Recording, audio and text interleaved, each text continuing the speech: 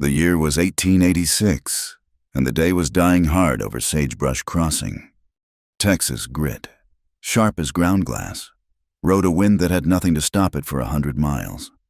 It scoured the raw lumber of the auction pens and stung the eyes of the last few men lingering at the cattle market. The air was a thick perfume of horse sweat, old manure, and the metallic tang of blood from the holding pens. Above it all, the final, weary crack of the auctioneer's gavel signaled the end. The sound was flat, swallowed by the rising wind that whistled through the gaps in the fence posts. Harlan Quince pulled his hat brim lower. At 34, his face was a map of sun-scorched solitude, the skin drawn tight over his cheekbones, the lines around his eyes etched deep, not from smiling, but from squinting into an unforgiving sun. He was not a man who lingered. He had come to Sagebrush Crossing for two things: a spool of the new barbed wire to mend his north pasture fence and a decent draft horse, preferably one that wouldn't shy from the sound of its own shadow. He had the wire tied to his saddle and the horse, a solid gray gelding, standing quiet on its lead rope. His business was done. He wanted the dry quiet of his ranch, Palo Verde Flats, and the cold cup of coffee waiting for him on the stove. He was turning the gray toward the open trail when a burst of raw, drunken laughter cut through the wind. It came from the last auction pen by the main gate, a place reserved for broken gear and livestock too lame to sell. Harlan paused. He hated this part of market day. The dregs, the vultures picking at the scraps. He saw the man first, Bram Ketter, a foreman from one of the transient railroad crews. Ketter moved in a cloud of his own sour whiskey fumes. He was a big man, running to fat, with a damp red face that always looked surprised. He was waving a piece of paper, a flimsy, dirt-creased document, and shouting at the auctioneer. "She's indenture. I tell you, signed and sealed by her own blood kin. What am I bid for a strong-backed serving girl? Good for mending, cooking, and warming a bed." Another peal of laughter, this one meaner. Harlan's jaw tightened. He looked past Ketter. She was standing just inside the pen, next to a mule with a drooping head and a visibly split hoof. She looked to be around 20, though it was hard to tell. The land aged people quickly. Her dress was a faded calico, the hem torn and dragging in the filth of the pen. On her feet were shoes so broken that her bare toes curled into the dirt, seeking purchase. She was clutching a thin wool shawl around her shoulders, her knuckles white, her body held in a posture of rigid stillness. This was Maris Alden. She was not looking at Ketter, or at the half-dozen men who had gathered to watch the sport. She was staring at the middle distance, at a point on the horizon only she could see. "Looky here," Ketter bellowed, emboldened by his audience. He shoved the paper toward the auctioneer, who was wiping his face with a greasy rag. "Her uncle, God rest his drunken soul, owed me a debt. She signed to cover it. Legal." The auctioneer, a tired man named Sykes, just wanted to close his books. "Bram, this ain't a slave market. I'm selling livestock and dry goods." "She's goods, ain't she?" one of the men shouted, spitting a brown stream of tobacco juice. "She's a debt," Ketter insisted, his voice slimy with false reason. "And I'm calling it due. I'll be generous. Bundle her with the mule. Someone give me $5 for the pair. Clear the Sally." The men hooted. The comparison was brutal, and they relished it. The lame mule, the broken girl, a matched set. Harlan felt a cold, familiar disgust settle in his gut. This was the rot of the world, the casual cruelty he had built his ranch to escape.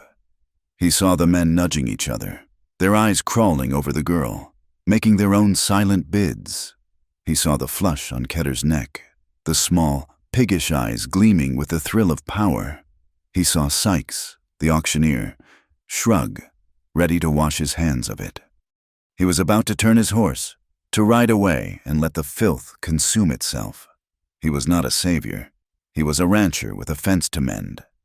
Then she moved, Maris Alden turned her head. She did not look at her tormentor. She did not look at the leering crowd.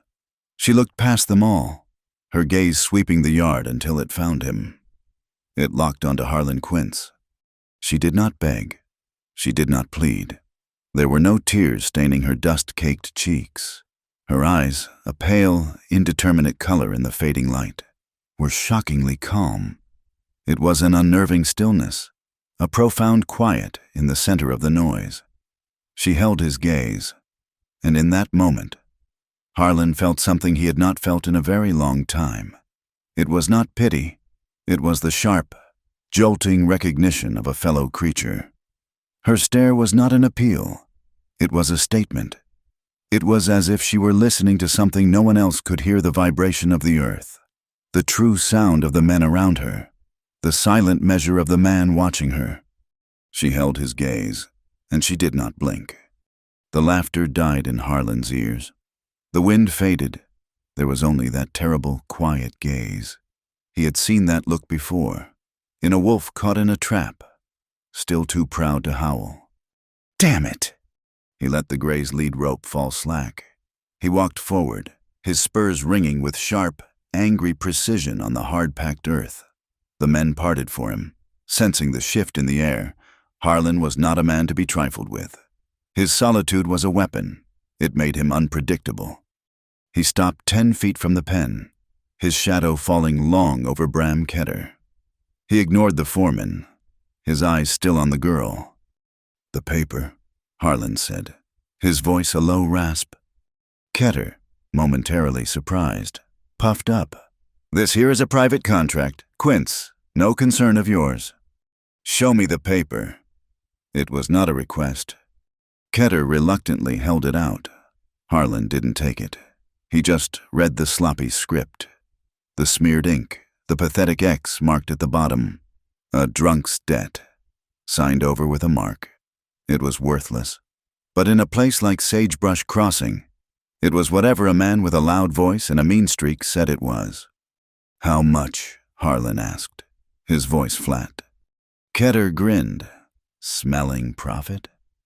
"Well now, a fine girl like this. Strong for work. I was thinking $20. The crowd gasped. It was an absurd sum. Harlan didn't flinch. His hand went into the worn pocket of his canvas trousers, past the rattling percussion caps, and his fingers closed around the single, heavy coin he kept separate from his scrip. It was a Morgan silver dollar, smooth and cool. He looked at Ketter. Then he looked back at Maris. She was still watching him, her expression unchanged.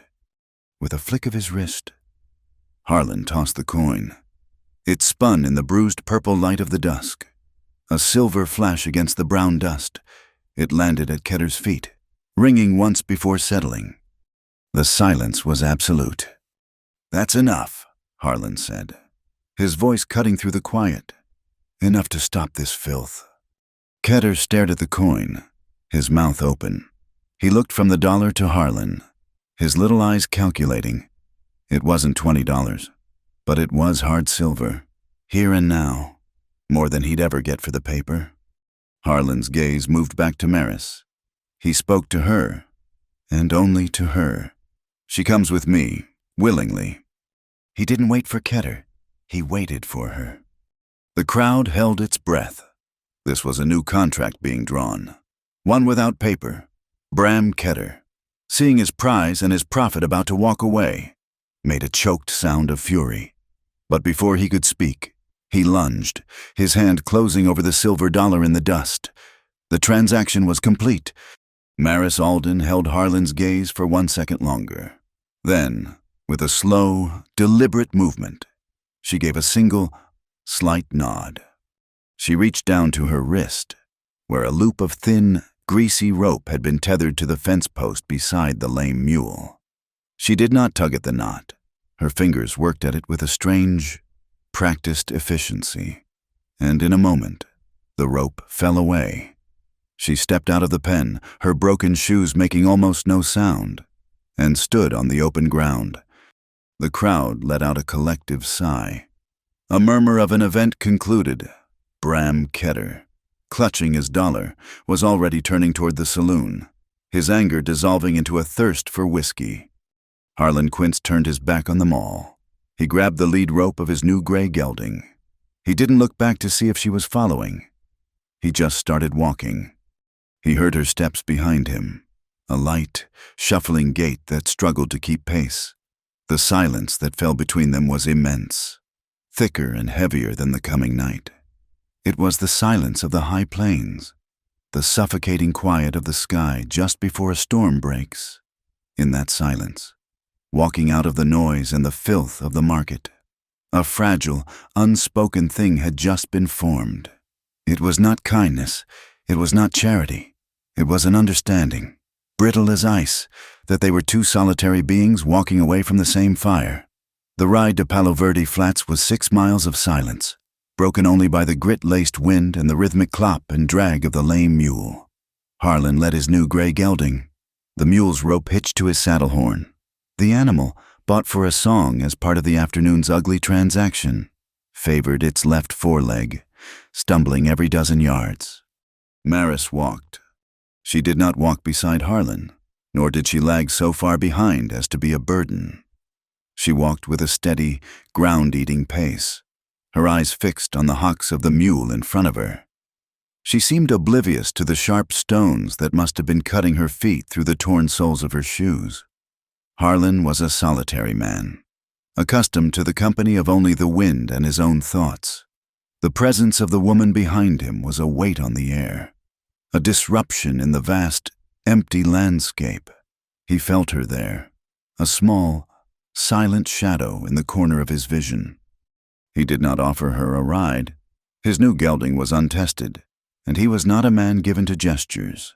He had bought her, or at least bought her freedom from Bram Ketter. The terms of that purchase were undefined. He had acted on an impulse, a raw disgust he still tasted in the back of his throat. Now, with the sun bleeding out over the western ridge, the reality of his action was setting in.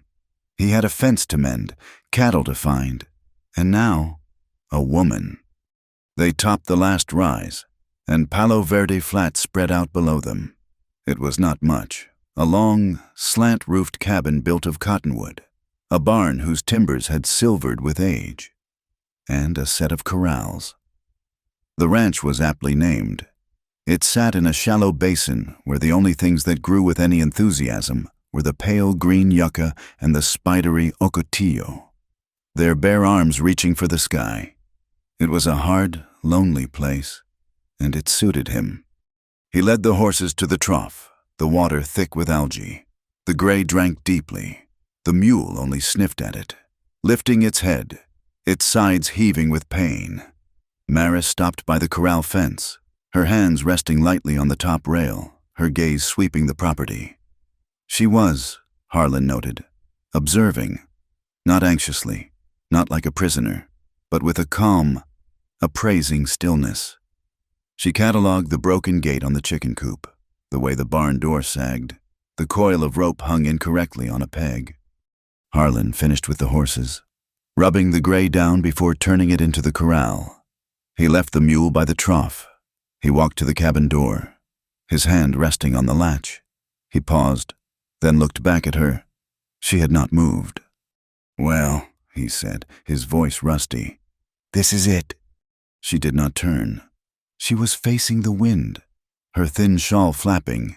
He frowned, then walked back to her, stopping a few feet away. "This is the cabin," he pointed. She turned to him then, and her eyes, which he now saw were a clear, pale gray, dropped from his face to his pointing hand, and then to the cabin. She gave a small nod. She seemed to be waiting. He opened the door. The single room inside was dark and cool, smelling of old leather, stale coffee, and the cedar smoke from his last fire. He crossed to the table, struck a match, and lit the coal oil lamp. The light pushed back the shadows, revealing the Spartan room, his bed in one corner, a cold hearth, a table with 2 chairs, and shelves on the wall holding tins, traps, and tools. She stepped inside, her movements unhurried. Her shawl was wrapped tightly around her. She stood in the center of the room, her head tilted, and Harlan had the strange sense that she was listening, not with her ears, but with her entire body. The silence stretched, becoming awkward. He was a man of action, not words. He needed to know who he had brought into his home. He rummaged on a shelf and found a stub of charcoal from the hearth and the back of an old freight bill. He pushed them across the table to her. He looked her square in the face, his lips over-enunciating, "Your name." She watched his mouth intently. Then she looked down at the paper. Her hand, raw and chapped, reached out and took the charcoal. She did not hesitate. Her letters were clear and neat, stark black against the cream-colored paper. Maris. She pushed the paper back to him. Harlan nodded. Maris. He felt the need to tend to the animals, a familiar routine that would settle his nerves. I've got to see to the stock, the barn. He pointed out the door. She watched his lips again. He was not sure she understood. He gestured to the mule, then to the barn, and then back to himself. She nodded, her expression placid. He left the cabin, half expecting her to bolt, to take what little food might be on the shelves and disappear into the dusk. He would not have blamed her. He spent a long time in the barn. He gave the gray a measure of oats. Then he turned his attention to the mule.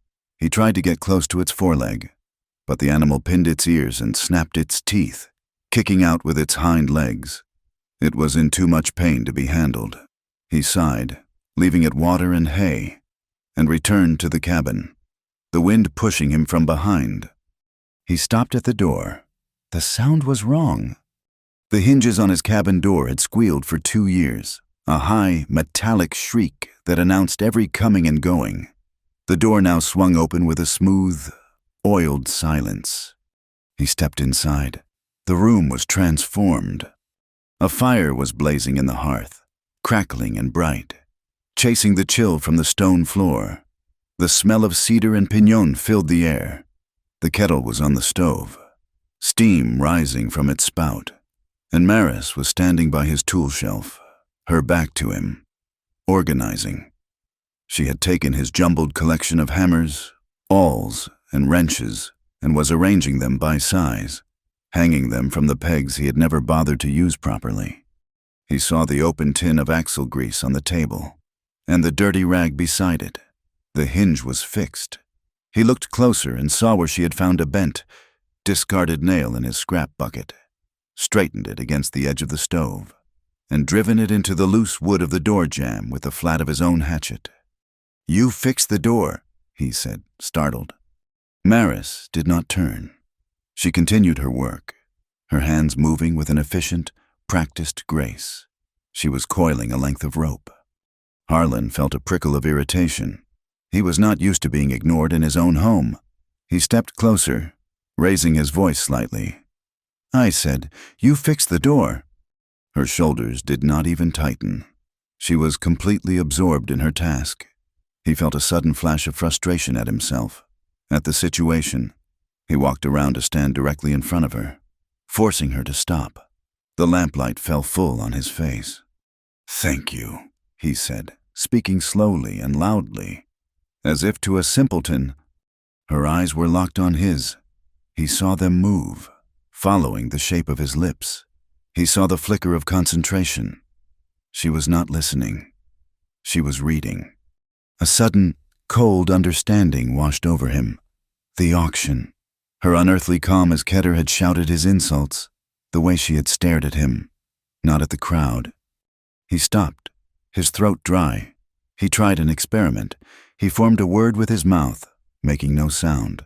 Water. Her brow furrowed. She glanced at the kettle, then back at him, and shook her head slightly. He took a breath, his face just a few feet from hers. He spoke, his voice low but his words deliberate. "You are hard of hearing." She watched his mouth. The seconds ticked by. The fire popped in the hearth. Then she gave a single, almost imperfull nod. It explained everything. and it explained nothing. She could not hear the wind, or his voice, or the laughter of the men, but he remembered her at the fence. She was tuned to something else. He realized she was not deaf to the world, only to its noise. She had likely felt the vibration of the auctioneer's gavel, the rumble of the men's voices, the shift in the earth as he had approached. His anger evaporated, replaced by a strange, deep quiet. He looked at the work she had done, the clean hearth, the organized tools, the silent door. She was not waiting for orders. She was making her place. He gestured to the door. "The mule. It is hurt, lame." She read his lips. She nodded, picked up her thin shawl, and walked past him, out into the windy dark. Harlan followed, lamp in hand. The mule was where he had left it, head down, shivering. As Harlan approached, it laid its ears back and bared its teeth. Maris did not hesitate. She walked directly to the animal, not to its head, but to its side. She placed her flat palm on the mule's quivering flank. The animal shuddered, its skin twitching, but it did not kick. She kept her hand there, a point of steady, calm pressure, and began to speak. It was not words. It was a low, humming sound in her throat, a vibration more than a note. The mule's ears flickered. It turned its head, its large, dark eyes fixing on her. She hummed, her hand moving in slow, firm strokes down its back, toward the injured leg. The mule let out a long, shaky breath and stood still. Harlan watched, dumbfounded. He had worked with animals his entire life. This was something else. Maris knelt in the dirt, her hand never leaving the mule. She ran her fingers down the foreleg, her touch infinitely gentle but probing. The mule flinched when she reached the hoof. She examined it, her fingers exploring the cleft. She found the spot, then looked up at Harlan. She pointed to the hoof, then made a small prying motion. He understood. He pulled his skinning knife from its sheath and handed it to her, hilt first. In the yellow lamplight, with the wind whipping her hair across her face, she bent to the task. She was not a battered woman. She was a field surgeon.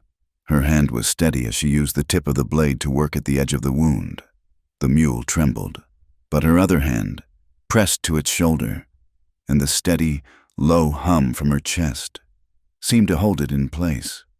There was a small, sharp click as she dislodged the object.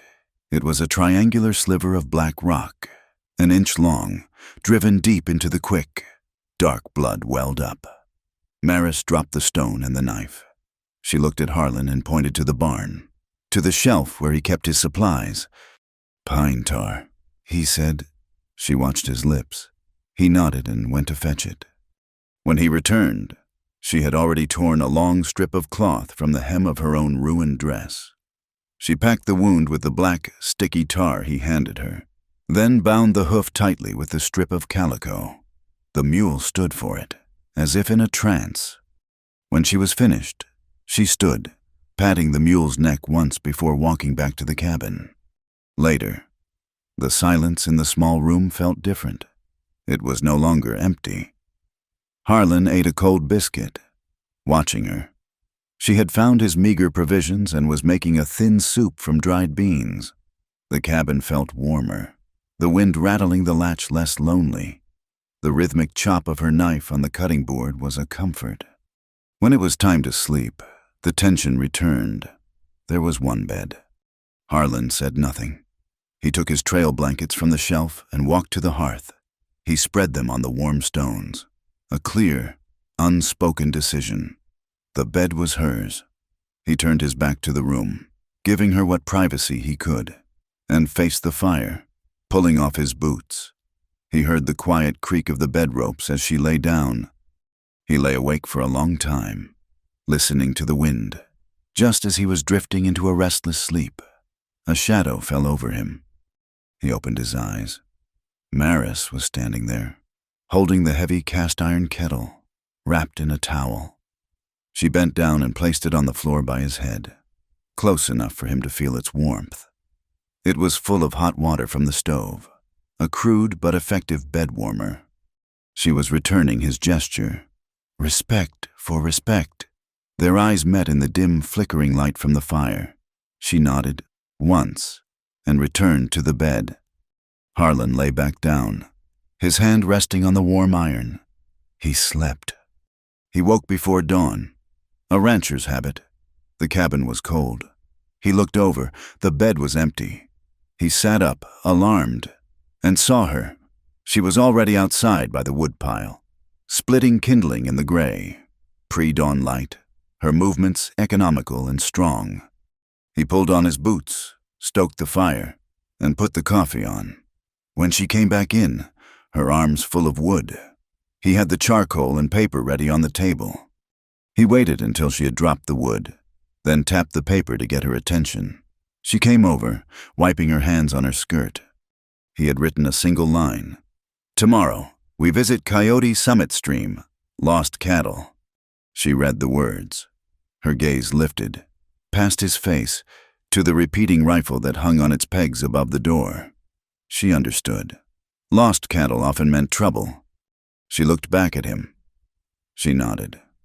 Then she turned away, sat on the small stool by the fire, and began to refasten the broken leather straps of her ruined shoes. The work was accepted. The air thinned as they climbed, leaving the dusty basin of the flats for the high, rocky spine of Coyote Summit. The land up here was broken and mean, a landscape of sharp, blue-black shale and twisted juniper trees that clung to the rock with desperate roots. Harlan rode the new gray gelding, which proved to be nervous but sure-footed, its head high, sniffing the unfamiliar, pine-scented wind. He had given Maris his older mare, June, a placid, sensible animal. He watched her ride just behind him and to his left. She sat the saddle easily, not like a practiced ranch hand, but with a deep, natural balance, as if she and the horse were breathing together. They had not spoken, beyond his simple written note that morning. A new silence had settled between them. No longer the awkward emptiness of the first night, but a quiet of shared purpose. Harlan's eyes were on the ground, scanning for the smallest sign. He was looking for a track, a broken branch, the droppings of the half-dozen steers that had vanished from his northern pasture. This was his territory, and he knew its language. He knew the print of the local deer, the soft-pawed drag of a bobcat, the sharp-edged track of the wild horses that ran in the high canyons. He was rounding a sharp outcrop of granite, his gaze fixed on a patch of disturbed gravel, when the mare behind him stopped. It was not a gradual slowing, but an abrupt, complete halt. Harlan reined in the gray, turning in the saddle, a question on his lips. "What is it?" Maris was sitting perfectly still, her head tilted. Her eyes were not on the trail or on the surrounding rocks. They seemed fixed on nothing, her expression one of intense, profound concentration. Her hand was resting on the saddle horn, but her fingers were spread wide, as if sensing the texture of the air. The mare, June, stood like a statue beneath her, not even flicking an ear. "Maris," he said, his voice louder. "Did you see something?" She slid from the saddle in one fluid motion. It was so sudden it startled him. She landed on the rocky trail, her broken shoes silent. He watched, baffled, as she took 2 steps to a wide, flat slab of sandstone that emerged from the trail like a turtle shell. She knelt beside it. Harlan dismounted, his own boots crunching, the sound offensively loud in the sudden quiet. "What in God's name are you doing?" She did not look at him. She placed her right hand, palm down, flat on the stone. She closed her eyes. Her brow furrowed, and a line of tension appeared beside her mouth. She was listening, not with her ears, but with her skin, with her bones. Harlan stood there, a man of sight and sound, watching a creature of pure feeling. He felt nothing. He heard only the high, thin whistle of the wind through the junipers. It was empty. It was high desert. After a long moment, she opened her eyes. They were wide, And they were not calm. She looked at him, and the focus in them was so sharp, it was like a physical blow. She lifted her hand from the rock. She pointed north, up the trail. She held up her fist, then splayed her fingers. Many. She made a small, bouncing motion with her hand. Horses! Then she splayed her hand again and swept it forward in a hard, pushing motion. Driven. Harlan's skepticism must have shown on his face. He said, "There is nothing. The wind is from the west. We would have heard them." She shook her head, her expression insistent. She pointed north again, then pointed to the ground, and made the pushing motion. More urgently this time. "They are being pushed. Now." He trusted his own eyes, his own lifetime of tracking. But he had seen her fix his door. He had seen her gentle the mule. She operated by a set of rules he was only beginning to learn. He grunted, turned from her, and led the gray up the trail, his rifle still in its scabbard, his hand resting on the stock. If she was wrong, she was a fool. If she was right, they were in terrible danger. He left her and the horses and scrambled up a steep game trail, moving low and fast until he reached the crest of the ridge. He lay flat, the rough granite biting into his chest, and pulled his spyglass from his saddlebag. He scanned the wide, shallow valley to the north. At first, nothing, just rock and shadow. Then he saw the dust, a thin, rising plume, miles away. He adjusted the focus. His blood went cold. She was right. It was a group of riders. 4, maybe 5 of them. They were pushing a small bunch of cattle. He saw the dark red hide of his best steer. He saw his Bar Q brand. They were his. The men were driving them hard, not hurting. They were pushing the animals south, but angling east, toward the deep gash in the earth that was the Llano Arroyo, the same arroyo that led all the way to the new railroad depot. He slid back down the ridge, his mind racing. He reached Maris, who was waiting, holding the reins of both horses. She looked at his face, and she knew. He didn't speak. He checked the load in his Winchester, his movements short and angry. He mounted the gray. He pointed, first to her, then to himself, then to the ridge. "We follow. Stay low." She was on the mare in an instant. They rode for an hour, keeping to the low ground, the parallel ridge hiding them from the rustlers. Harlan dismounted twice to check the tracks. The rustlers were not trying to hide their trail, but the tracks confirmed his fears. He knelt in a patch of damp sand where the horses had crossed a dry wash. The prints were sharp-edged. The nail heads were clean.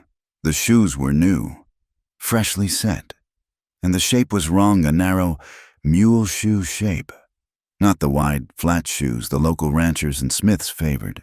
These were depot horses, shod by the railroad's blacksmith. This was not some wandering band of thieves.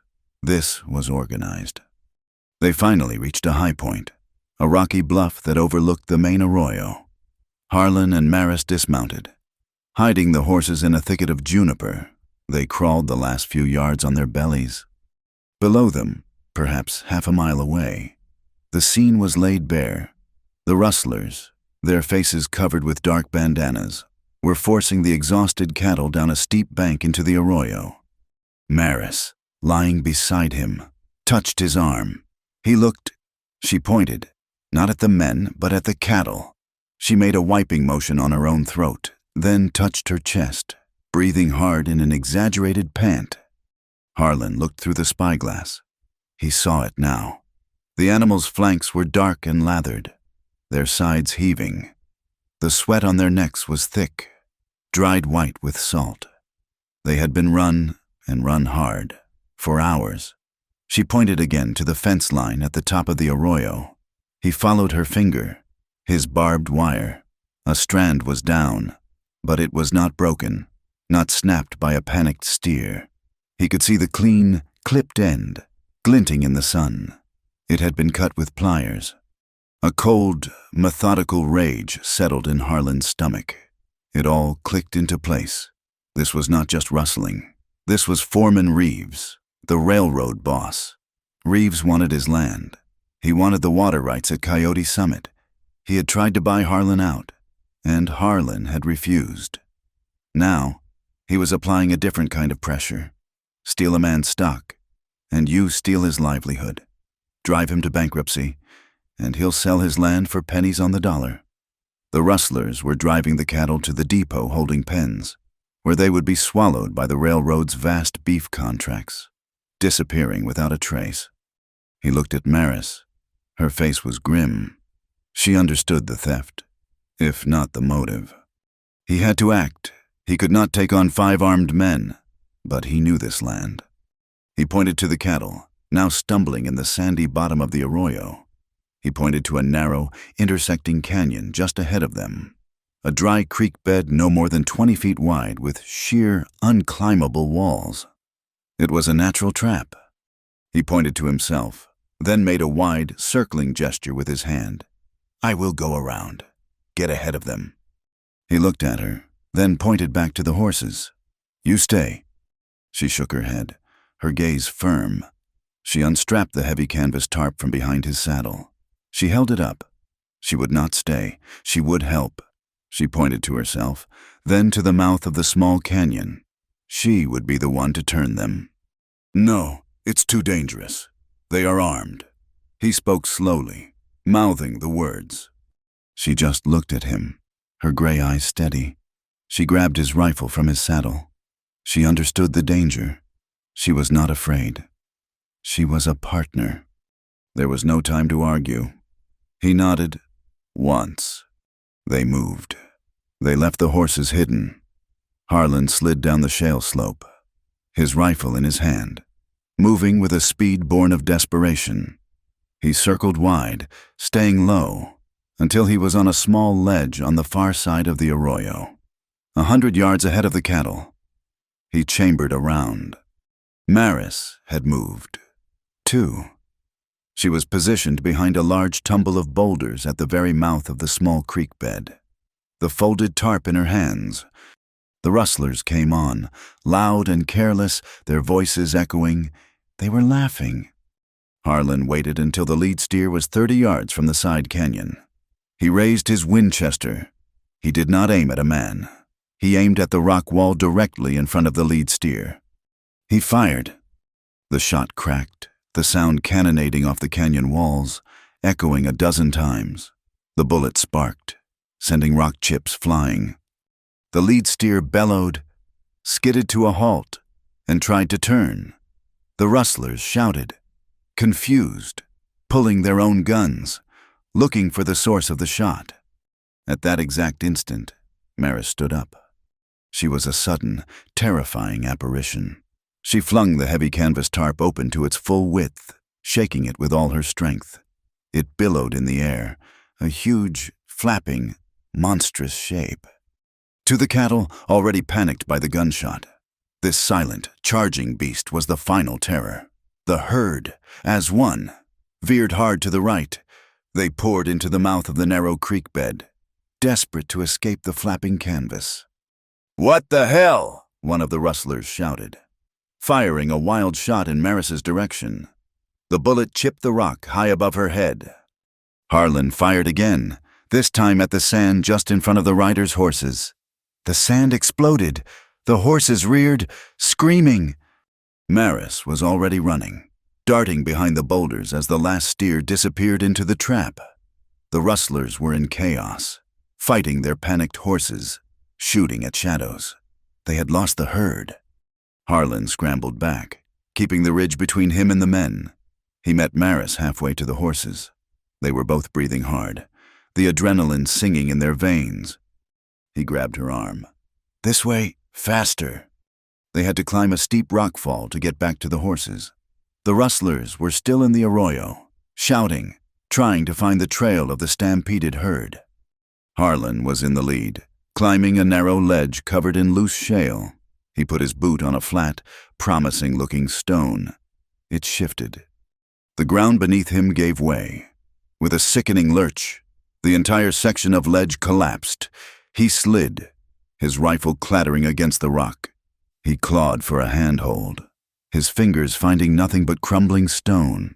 He was going over the edge, a sheer drop of 20 feet to the rocks below. He did not have time to cry out. Maris lunged. She did not grab for his hand. She threw herself flat on the stable part of the ledge, her body a low anchor, and grabbed the back of his canvas jacket with both hands. Her weight slammed against his, checking his fall. He stopped, his feet dangling in the empty air, his entire body weight held by the fabric of his coat and her grip. He looked up. She was braced, her jaw clenched, her face pale with effort. Her arms were shaking violently, the muscles in her shoulders rigid as steel, but her eyes, locked on his, were absolutely, terrifyingly still. She was not letting go. He found a small crack with the toe of his boot. He shoved, taking some of his own weight. He found a handhold. With a grunt, he hauled himself up, scrambling over the ledge to collapse on the solid rock beside her. He lay for a moment, his heart hammering against his ribs, the taste of dust and fear in his mouth. He rolled over and sat up, his hands raw. Maris was leaning against the rock wall, her chest heaving, her arms still trembling from the sudden, violent strain. Harlan stood, brushing the shale from his shirt. He was a man who lived by his own strength. He had just been saved by the slight, silent woman he had bought for $1. He was shaken to his core. He stepped in front of her. He touched the brim of his hat, the deepest gesture of respect he knew. He spoke, his voice hoarse, making sure she could read his lips. "I owe you my life."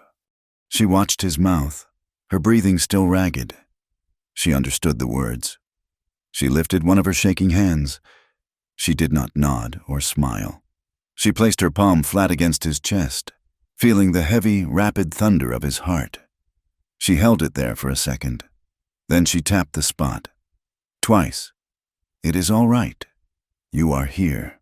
The intimate gesture, the simple weight of her hand, stunned him into silence. A sound broke the moment, a sharp, flat crack far off from the direction of the depot. They both froze. Harlan knew that sound. It was not a rifle. It was a pistol, fired into the air. A signal. Maris's hand was still on his chest. She had not heard the sound, but her eyes darted in the direction of the depot. She had felt it, a tiny, alien vibration, coming not from the earth, but through him. Harlan looked south, toward the unseen depot. The rustlers were retreating, defeated for today. But that shot was a message. The storm, the real one, the one made of men and greed, had not yet broken. This was just the first rattle of thunder. They pushed the cattle into the high pasture near the creek bed, a narrow box canyon with good water and only one entrance. It was defensible. Harlan used the last of his barbed wire to close the mouth of the canyon. The animals were safe. For now. The ride back to Sagebrush Crossing was heavy. The high desert wind that had been their only companion now felt like a prying eye. Harlan kept scanning their back trail, his Winchester loose in its scabbard. Maris rode beside him, her face set. The tremors from her arms had subsided, but a new, focused intensity had replaced them. They had won the skirmish, but the single pistol shot from the depot was the signal that the war had just been declared. As they neared the town, the change was palpable. Sagebrush Crossing was no longer a sleepy market stop. It was a town under occupation. The railroad depot, a raw, new structure of yellow pine, dominated the skyline, its water tower looming like a sentinel. Wagons loaded with steel rails and ties clogged the main street. Rough-looking men, their faces grimed with sweat and axle grease, lounged on the boardwalk in front of the saloon, their eyes cold and watchful.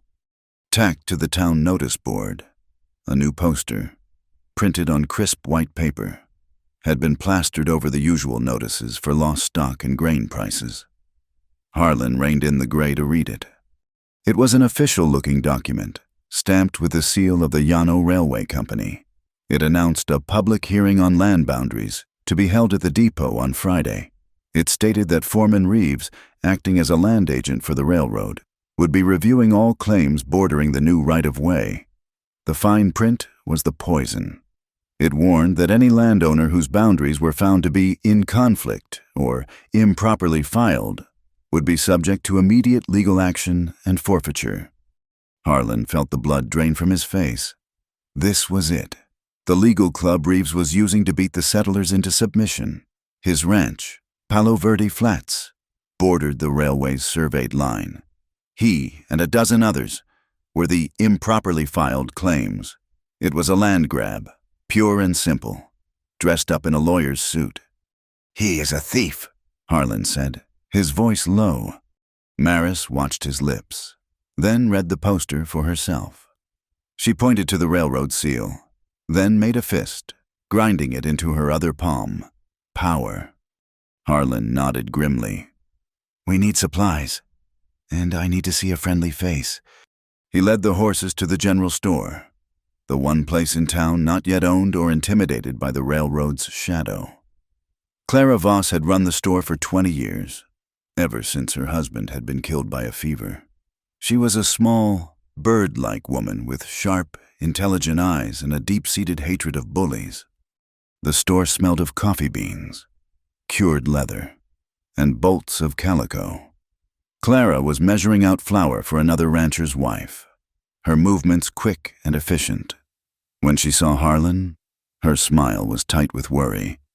"Harlan," she said, nodding a greeting. She glanced at Maris, her eyes taking in the torn dress, the broken shoes, and the girl's unnerving stillness.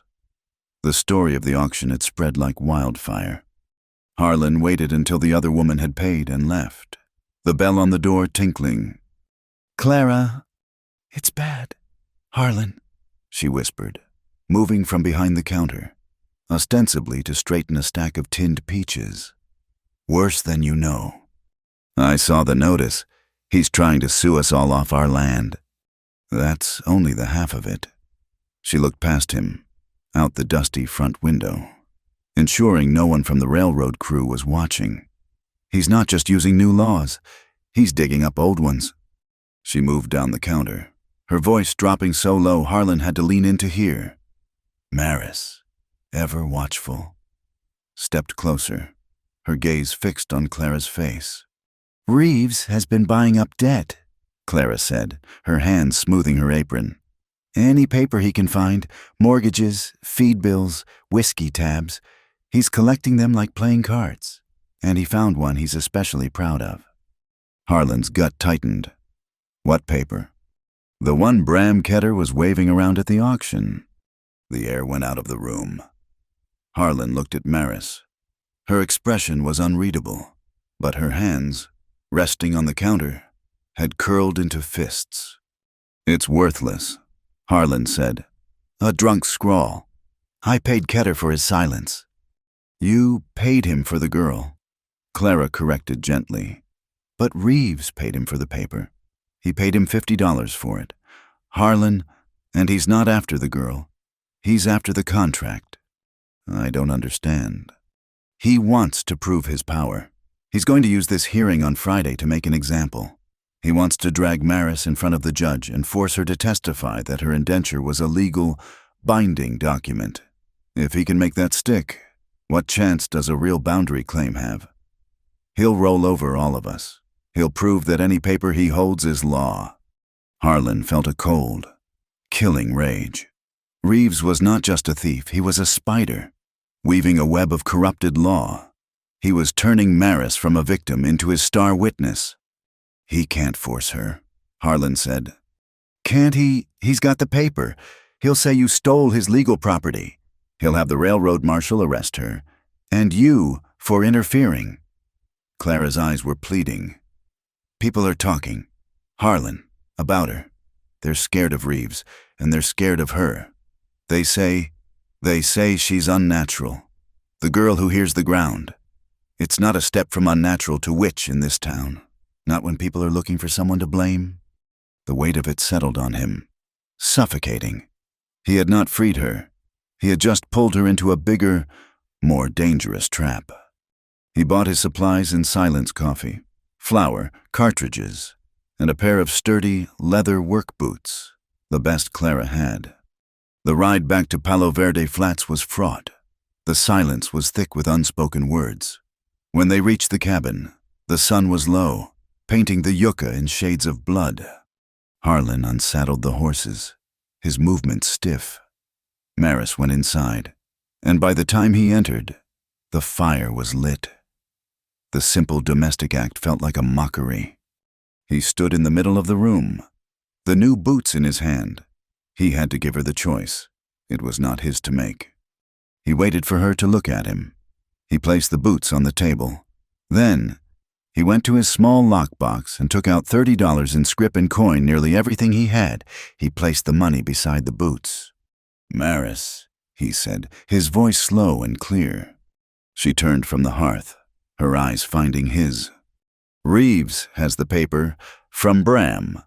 He pointed toward the depot. "He wants you, for the hearing, on Friday." He pointed to the money. "This is wages? For your work? For the mule? For—" He tapped his chest, where her hand had been. "For my life." He pointed to the new boots. "Those are for the trail." He gestured to the door, to the open country beyond. "You can go, now. Take June, ride east. Do not stop. He will not find you. You will be free." He had laid it all out. The money, the boots, the horse, the escape. He was offering her a way out of his war. He held his breath, waiting for the relief he knew he would see. She looked at the money. She looked at the boots. She looked at his face, reading the lines of strain, the deep, honest fear he had for her. She saw the escape he was offering, and the cost to himself. He would face Reeves alone. She stood there for a long time. Then she pushed the pile of money back toward him. She picked up the boots and sat on the stool, placing them on the floor. She walked to the table, picked up the stub of charcoal, and found a clean corner on the old freight bill. Her hand was perfectly steady. She wrote 4 words. "Stay, but need new shoes." She slid the paper to him. He read it. He read it again. A sound rumbled in his chest, a strange, rusty noise he barely recognized. It was a laugh. He looked at her, and the corner of her mouth, for the first time, was lifted in the barest shadow of a smile. The tension broke, like a dropped pane of glass. He laughed, a real, shoulder-shaking laugh that echoed in the small cabin. It was the first human sound that had filled the space in years. It was absurd. It was defiant, and it was the bravest thing he had ever seen. She was not running. She was staying, and she was making a joke. That night, the partnership was sealed, not with a contract, but with a shared, silent laugh. Harlan woke hours later, in the dead of the night. He was not roused by a sound. He was roused by a hand on his shoulder, shaking him hard. He sat up instantly, his hand grabbing for his gun. The cabin was dark. The fire burned down to red embers. Maris was a silhouette against the faint moonlight from the window. She was not looking at him. She was staring at the ceiling, her head tilted, her body rigid. "What?" he whispered, forming the word. She put her finger to her lips, then pointed, up at the roof beam. He listened. He heard nothing but the wind, a low, mournful sigh around the chimney. She shook her head, frustrated. She grabbed his hand and placed it flat against the main roof beam that ran the length of the cabin. He felt it. A vibration, a tiny, rhythmic thrum, so faint it was more a rumor than a feeling. It was not the wind, it was something else. It felt fast, like a cat purring or a rope vibrating. Then, through the wood, he smelled it, faint, sharp, and acrid. Smoke. He was outside in an instant, Maris at his heels. The wind had shifted, blowing from the west, away from the cabin. That was why they had not smelled it sooner. His haystack, the one beside the barn, was a column of fire. Flames roared 30 feet into the black sky, a furious orange torch against the stars. Embers, carried on the wind, were already landing on the dry, shingled roof of the barn. "The stock!" Harlan shouted. Grabbing the water buckets, there was no saving the hay. It was a total loss. His entire winter feed for the cattle. It was all about saving the barn. They worked in a frantic, desperate rhythm. He ran to the well, pulling buckets up with aching arms, sloshing water as he ran. Maris was on the barn roof. She had shimmied up the corral post like a squirrel and was moving across the shingles, beating out the glowing embers with a wet burlap sack, her small form illuminated against the inferno. She moved with a terrifying fearlessness, stamping out small fires, smothering sparks, her world one of pure, tactile sensation. She could feel the heat, the landing of each ember. She was a silent, frantic guardian. Harlan worked from the ground, throwing buckets of water onto the barn wall that faced the fire, the wood already steaming and scorching. The heat was unbearable, a physical blow that seared his lungs. It took an hour of smoke and terror and the roar of the fire. Finally, the haystack collapsed into a glowing, hissing mountain of ash. The barn was saved. The roof was scorched, the west wall blackened, but it stood. They collapsed by the water trough, wet, gasping, their faces black with soot. Harlan's hands were raw. Maris's shawl was gone, burned away. He sat for a moment, his head in his hands, the totality of the loss settling on him. That was his winter. Reeves had just starved his cattle. As the pre-dawn light began to stain the sky a sick, gray color, Harlan stood up. He walked, not to the haystack, but to the trail behind it, the one that led back toward the depot. His tracker's eye was scanning, looking for the sign he knew he would find. He found it, 20 yards from the barn, near a patch of mesquite, a single boot print, deep, from a man running, and beside it, half hidden in the dust, a small, cardboard square. He picked it up. It was the striking cover from a box of matches. It was printed with the black, stark logo of the Llano Railway Company. He closed his fist around it. This was the second piece of proof. The cut wire. And now this. When he walked back into the cabin, Maris was washing her face and arms, the water in the basin black with soot. He dropped the matchbox cover on the table. She looked at it, then at him. She needed no explanation. The rumors began the next day. The fire was visible for miles. When Harlan rode in for salt and wound dressing, the town was whispering. The story had twisted. They said the fire was a warning. They said the ground witch at Quince's ranch had called the fire, or that she had felt it because she was kin to the devil. Children, once curious, now watched her from a distance, their faces a mixture of awe and fear. The adults, their fear of Reeves compounding their superstition, crossed the street when they saw Harlan's wagon. He was now, by association, tainted. On Thursday, the day before the hearing, one of Reeves's men rode out to the ranch. He was a big, beefy man with a pistol worn low. He did not dismount. "Reeves wants the girl," he shouted from the gate. "Depot, tomorrow, 10 o'clock. Be there." Harlan walked from the barn, a hammer in his hand. "Get off my land." The man spat. "You heard me. Quince, bring her, or we'll come and get her, and we won't be polite." He turned his horse and galloped away. Harlan watched him go, his knuckles white on the hammer handle. He walked back inside. The air in the cabin was thick. Maris was standing by the table. She had seen the exchange. He met her gaze. "It is tomorrow," he said, his lips forming the words. She nodded. She knew. He expected to see fear, panic, the desperate look of the trapped. Instead, her face was set in a look of cold, hard resolution. She was done being hunted. She was done being a victim. She picked up the charcoal. The paper was almost full. She found a small, clear space at the bottom. She did not write a question. She wrote a statement. "Want to finish. I speak my way." Harlan read the words. and a fierce, protective pride swelled in his chest. She would not run. She would not hide. She would face the spider in his web, but she would do it on her own terms. That night, no one slept. The air was heavy, hot, and pressing. A dry storm was building over the plains. The sky to the east was lit by incessant, flickering flashes of light. There was no thunder, no rain, just a silent, electrical rage, a storm that could not find its voice.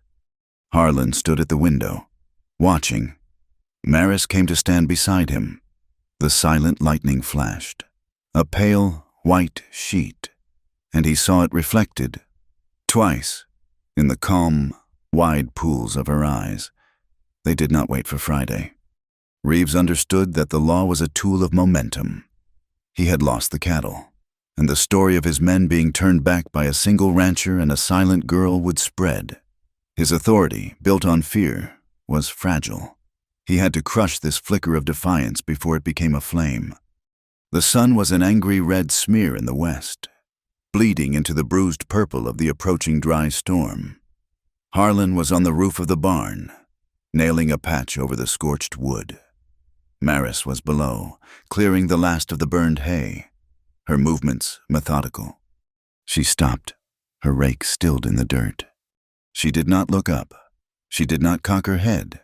She simply froze, her entire body a receptor.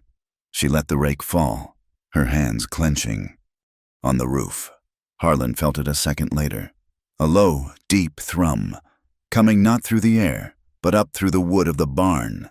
It was the percussion of many horses, moving fast, too fast for a friendly visit. "Harlan," she said, her voice a sharp, breathy rasp. It was the first time he had ever heard her make a sound.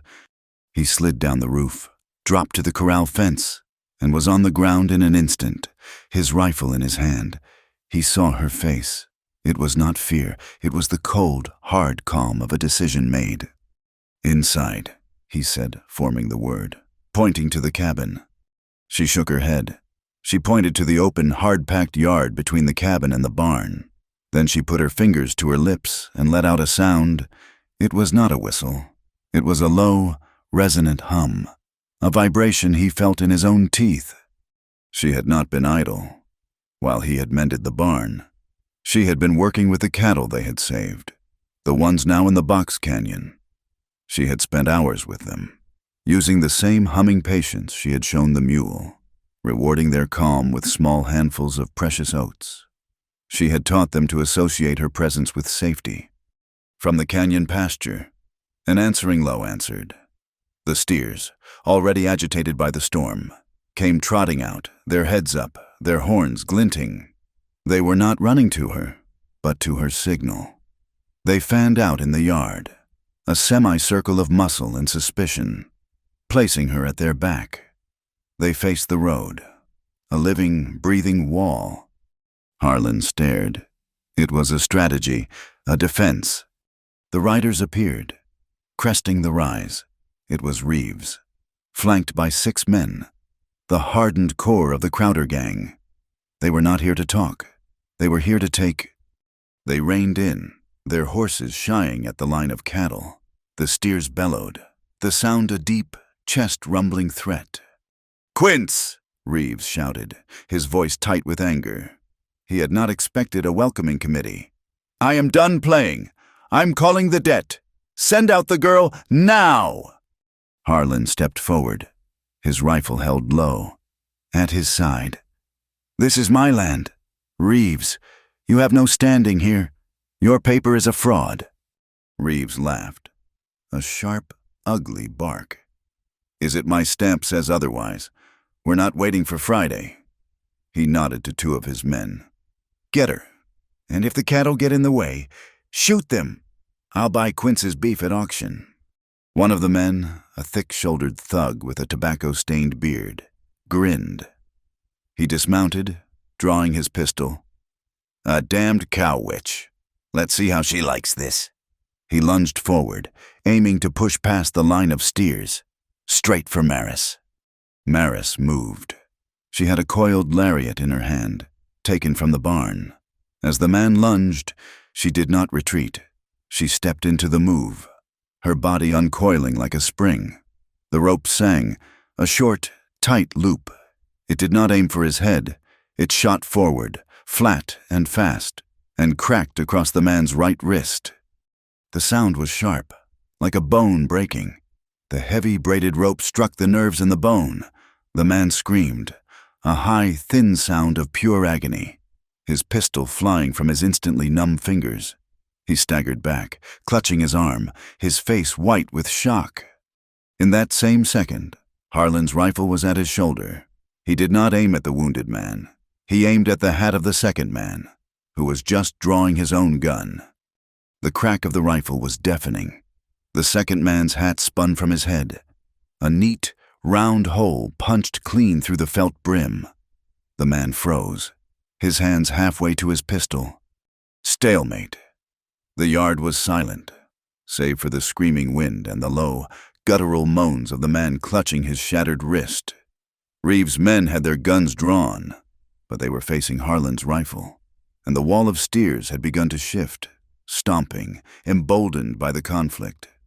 Reeves, his face dark with fury, raised his hand. "Hold!" He stared at Maris. His eyes narrowed. "Impressive. A circus trick." He reached slowly into his breast pocket. "But it doesn't change a thing." He pulled out the document. It was no longer a dirty scrap. It had been pasted to a fresh sheet of railroad letterhead. At the bottom, gleaming with fresh, purple ink, was the official stamp of the Llano Railway Depot. "This," Reeves said, his voice dropping, "is a legal, binding contract, filed, stamped, and recognized by the authority of the railroad. She is chattel, my property, until the debt is paid." He smiled. "And I am here to collect." Harlan leveled his rifle. "You take one more step, and the next shot goes through you, not your hat." Maris put a hand on Harlan's arm, pushing the rifle barrel slightly down. She shook her head. She walked forward, stepping out from behind her wall of horns. "Maris, get back!" Harlan hissed. She ignored him. She walked directly up to Reeves, who sat on his horse, looking down at her with a conqueror's smirk. She stopped just shy of his stirrup. She pointed at the paper he held. He laughed and held it lower, for her to see. "Read it, girl. It's your bill of sale." Her eyes scanned the paper. She saw the dirty, faded ink of her uncle's mark. She saw the smeared thumbprint Bram Ketter had used to seal it. And she saw the new, crisp, purple stamp. And she saw what Reeves, in his arrogance, had missed. The thumbprint was under the stamp. She turned, her movements calm. She walked back to Harlan. From her skirt pocket, she pulled the charcoal stub. She looked for paper. She found the square of cardboard Harlan had dropped on the porch, the matchbox cover from the railroad. She scribbled on it, her hand fast and steady. A new sound joined the wind, a tired horse, trotting hard. "Hold, I say! Hold! This is an abomination!" Ezekiel Shaw, the circuit pastor, rode into the yard, his old horse heaving. His white hair was wild, his face flushed with righteous anger. "Reeves!" he shouted, dismounting. "I was told you were moving the hearing. This is not a hearing. This is a lynching." Reeves wheeled his horse, startled. "This is railroad business. Oh man, stay out of it." "It is God's business when a man comes with guns to claim a soul," Shaw retorted, walking into the center of the yard, his worn black coat flapping. "What proof do you have for such an action?" "The proof of contract," Reeves sneered, holding up the paper. Maris stepped forward and handed the cardboard matchbox cover, not to Reeves, but to the pastor. Shaw looked at her, confused, then read the small, hurried script. His eyes widened. He looked at Reeves. "What does this mean? 2 inks. The stamp is new, the signature is old." He snatched the paper from Reeves's hand before the foreman could react. He held it up to the last, fading light of the sunset. He was an educated man, a man of letters. "My lord," he breathed. He pointed, his finger trembling. This signature, this mark, it's in faded black, but this stamp, this purple is bright, new, and the signature is under the stamp. How can a document be stamped as official after it was already filed? He squinted, bringing it closer. And the dates, the signature is dated April 10th. The depot stamp is dated October 3rd. Why does this contract have two different dates? Reeves. Why does it have two different years? Reeves was trapped. The fraud was laid bare for all to see. He had been so arrogant, so sure of his power, that he had not even bothered to create a competent forgery. It's a clerical error. Reeves snarled, his face turning a dark red. It means nothing. The debt is valid.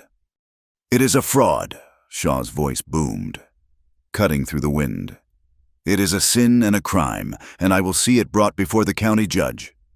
The wind, as if summoned by the accusation, hit the ranch with a sudden, violent shriek.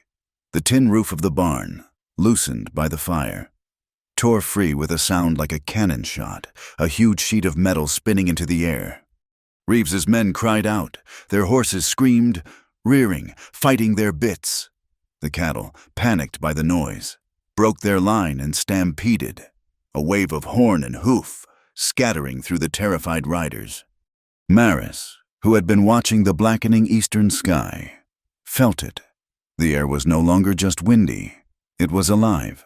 It tasted of ozone and metal. The ground beneath her feet was humming, a high, electrical whine. She grabbed Harlan's arm, pulling him bodily backward, dragging him against the log wall of the cabin. "What?"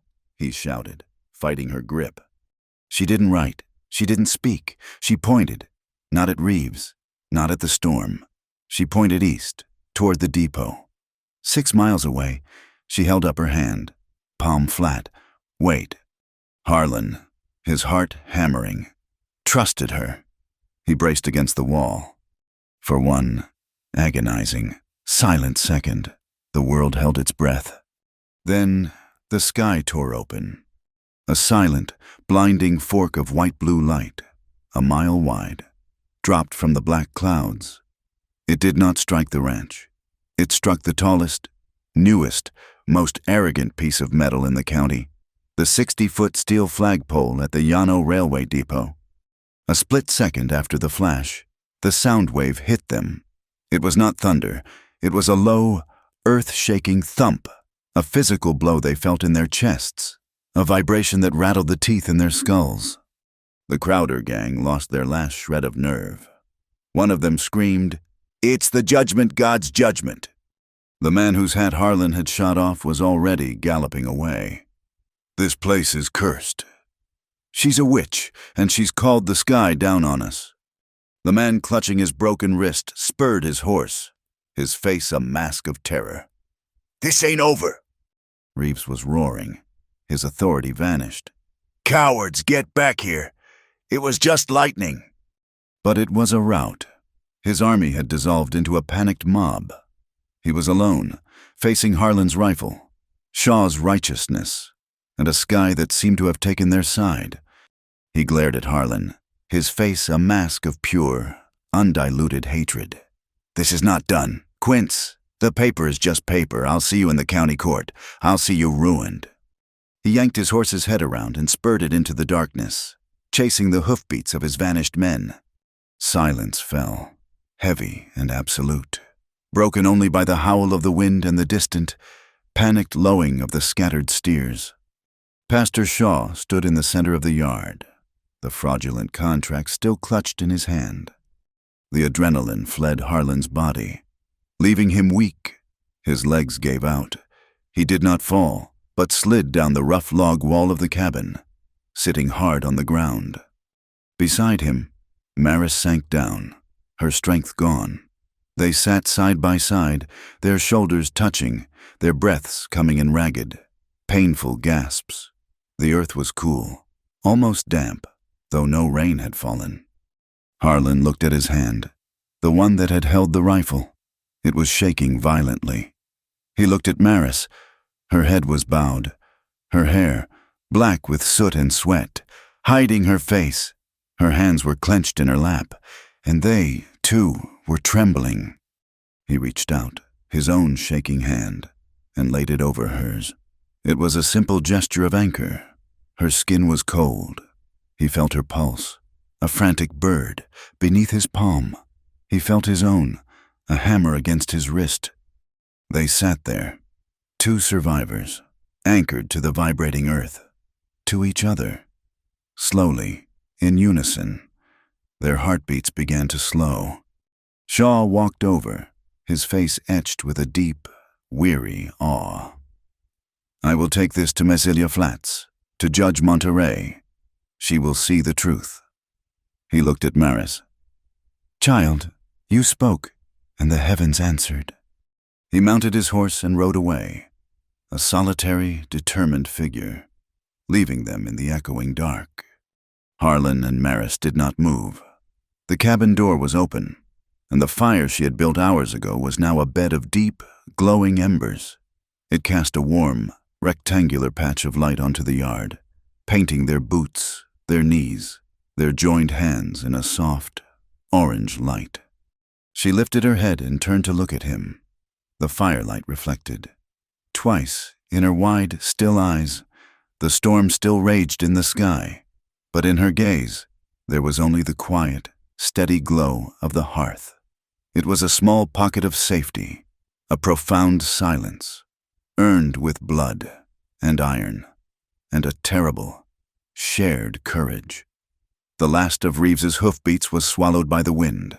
For a long, stunned moment, the world was just the shriek of the rising storm, and the two of them, sitting in the dirt, anchored by his hand on hers. Then the rain came. It was not a gentle shower. The dry storm had held its breath for too long. The sky simply opened. A solid, cold, silver sheet of water fell from the blackness, as if a river overhead had burst its banks. It hit the hard-packed earth with a sound like a drum, a million frantic fingers drumming on the ground, the roof, their shoulders. The sudden, shocking cold broke the trance. Harlan got to his feet, pulling Maris with him. Her hand, which had been so cold, was now slick with rain. They were soaked to the skin in seconds. He grabbed her arm and pulled her into the cabin, slamming the door against the sudden, violent gust that tried to follow them inside. The silence in the cabin was deafening. Outside, the world was a roaring, liquid chaos. Inside, there was only the sound of their own ragged breathing and the steady, orange glow of the embers in the hearth. They stood dripping on the stone floor, shadows in the dim light. The adrenaline was gone, leaving a deep, bone-weary cold and a strange, humming newness in the air. They had faced death together. They had won. And now they were alone, in a small, warm room, while the world tried to wash itself clean. Harlan moved first. He was a practical man.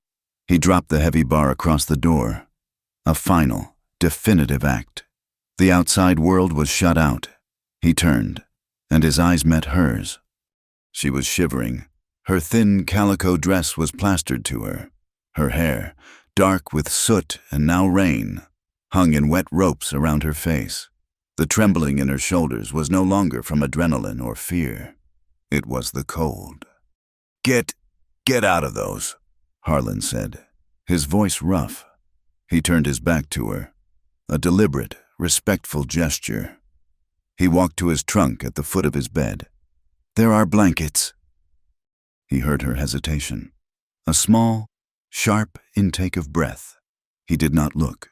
He heard the small, wet sounds of her wringing out her hair, the soft rustle of the sodden dress falling to the floor. He kept his back to her.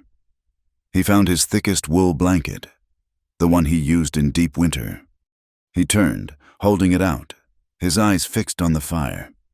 She stood in her thin, damp shift, her arms crossed over her chest. She took the blanket, her fingers brushing his. She wrapped it around herself, a thick, gray cocoon. "Dry your hair," he said, handing her a rough feed sack towel. He shed his own soaked jacket, his motions stiff, His shirt was wet beneath. He tossed another log onto the embers, and the fire flared, catching the dry wood, sending a shower of bright, cheerful sparks up the chimney. Heat began to pulse into the room. They sat, one on the stool, one on the small bench, opposite each other. The fire was between them. Outside, the rain hammered the roof, a relentless, roaring percussion. The tension, which should have returned, was gone. The fight had burned it out of them. All that was left was this strange, warm quiet. Harlan looked at her feet. She had tucked them under the blanket, but he remembered her running on the roof, her broken shoes useless. He remembered her standing in the dirt, facing Reeves. He stood and walked to the corner where he had dropped his saddlebags. From them. He pulled the new work boots he had bought from Clara. They were sturdy, stiff, and smelled of new leather and tannin. He also grabbed his leatherworking kit, a sharp awl, a spool of waxed thread, and a block of beeswax. And from a hook, he took a square of soft, worn leather cut from an old, ruined saddle skirt. He sat again. He did not hand her the boots. He looked at them, and he knew. They were too stiff. They would rub her raw. He took his knife and began to work. In the warm, flickering light, he cut inserts from the soft saddle leather, shaping them to line the heel and the tongue. He drove the awl through the thick new leather of the boot, his movements precise, his shoulders hunched in concentration. He waxed the thread and pulled it tight, his big calloused hands surprisingly nimble. Maris watched him. She sat, wrapped in the blanket, her wet hair steaming in the heat of the fire. She watched his hands, the scarred knuckles, the strength in his forearms as he drove the needle through the leather. He was not a man of gentle things. Yet here he was, performing a gentle, meticulous task. He was sewing for her. He finished the first boot. He looked up, his face serious in the firelight. "Your foot!" She hesitated, then slowly extended her bare foot from beneath the blanket. It was caked with mud and soot, the skin pale. He knelt. He was a large man, and the gesture of him kneeling before her, on the hearth, sent a strange, warm jolt through her. He took her foot in his hand. His palm was rough, hot from the fire and the work. He held her heel gently. He looked, and his breath caught. Her feet were a map of her life.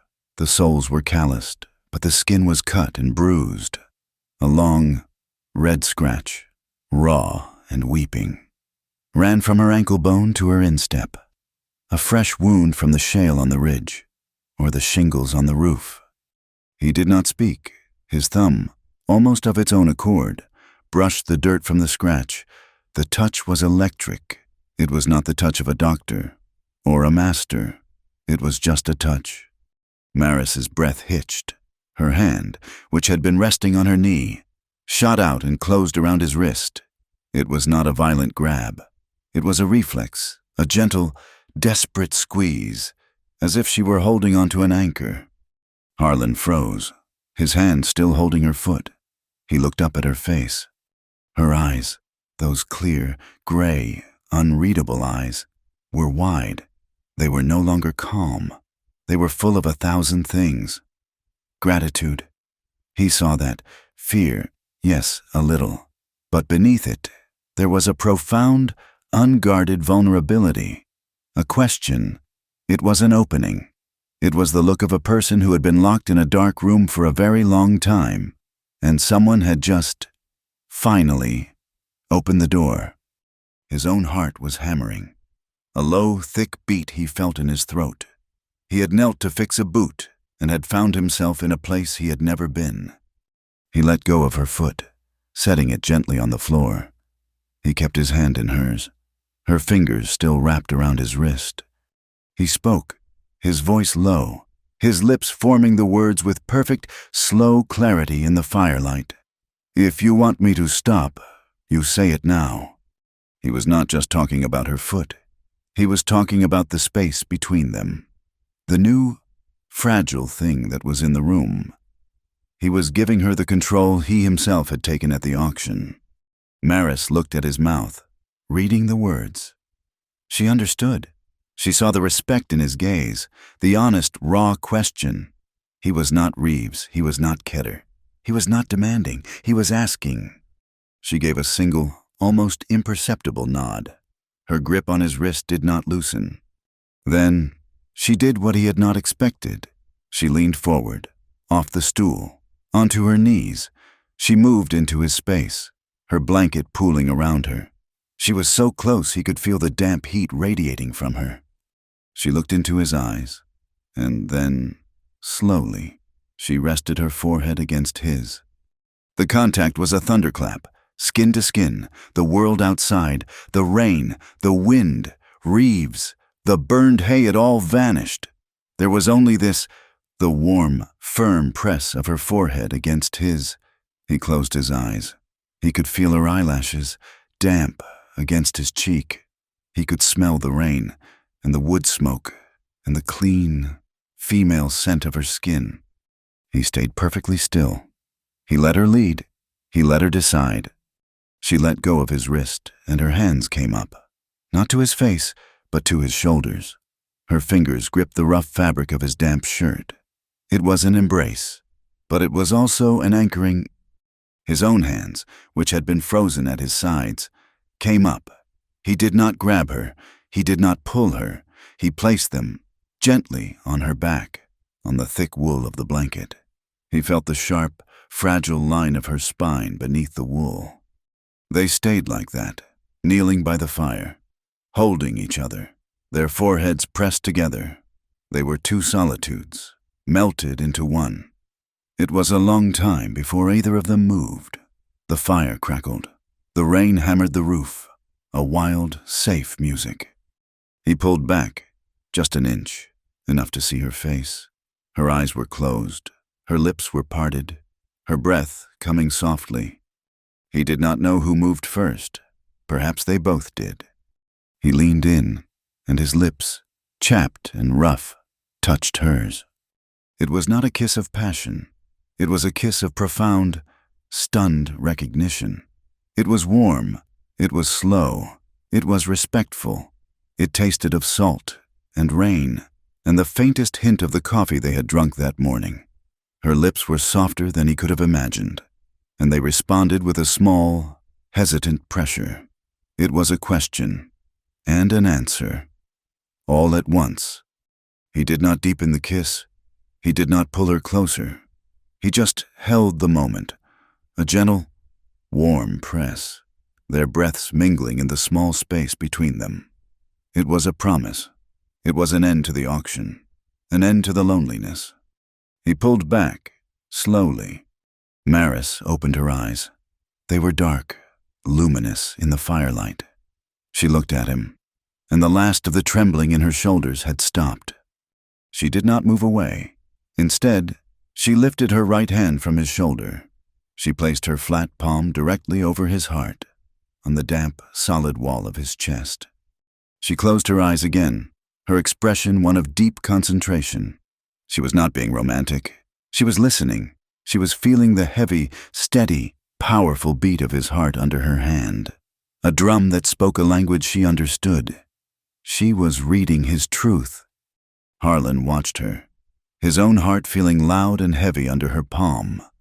He raised his hand and covered hers, pressing it more firmly against him. He held it there, his calloused fingers lacing with hers, trapping her hand between his hand and his heart. A covenant, a seal. They looked at each other. No words were needed, but they formed them anyway. A silent whisper in the warm, fire-lit air. His lips formed the word stay. Her eyes, fixed on his, watched him, and her own lips formed the word in reply, stay. Later. The fire was a deep, glowing bed of coals. The cabin was warm. The rain had softened to a steady, rhythmic drumming on the roof. He did not move to his bed. He did not want to break the spell, to return to the old boundaries of the room. The bed was his. The hearth was theirs. He spread his own bedroll, the one he had slept on the night before, on the warm rawhide rug in front of the fire. He laid it flat, smoothing it. He added the blanket from his bed. He made a space for two. He sat, his back against a rolled-up saddle. He did not ask her. He did not beckon. He just waited. Maris, still wrapped in her gray cocoon, stood for a moment. She looked at the bed, then at him. She made her choice. She walked over and sat, not beside him, but on the bedroll, facing the fire. Harlan lay down on his side, his arm crooked under his head as a pillow. He left a wide, safe, respectful distance between them. Maris turned. She lay down on her side, facing him. They looked at each other across the small space, the firelight painting their faces. Slowly, as if testing the ice, she moved. She shifted closer, until her head found the space on his shoulder. She rested her cheek against the rough wool of his shirt. He felt the damp, soft weight of her hair. He did not put his arm around her. He did not pull her tight. He kept his hands to himself. He lay perfectly still, honoring her trust, letting her be the one to close the distance. He was a wall, a solid, warm thing she could lean against. He felt her whole body sigh, a long, shuddering release of tension. She was not a prisoner. She was not a purchase. She was a woman in a warm room, resting her head on a man she had chosen. The sound of the rain was a lullaby. It was the first safe, gentle sound she had truly felt in years. He thought she was asleep, but then he felt a small, warm pressure on his chest. Her hand, which had been tucked between them, had moved, her palm resting flat over his heart again, listening to him as she drifted off. For the first time since he had met her, Harlan saw her smile.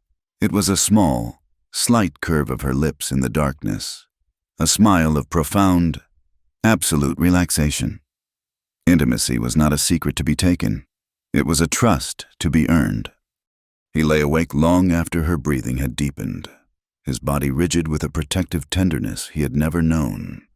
When he finally woke, the cabin was gray and cold. The fire was a pile of white ash. The rain had stopped. Maris was asleep, her hand still on his chest, her face peaceful. He did not move. He just watched the gray light fill the room. He was not Harlan Quince, the solitary rancher, and she was not Maris Alden, the broken girl from the auction. They were something new. They were a home. The journey to Massilia Flats was made in a new kind of silence. The storm had washed the air, and the high desert morning was sharp and clear. Every distant mesa etched against a painfully blue sky.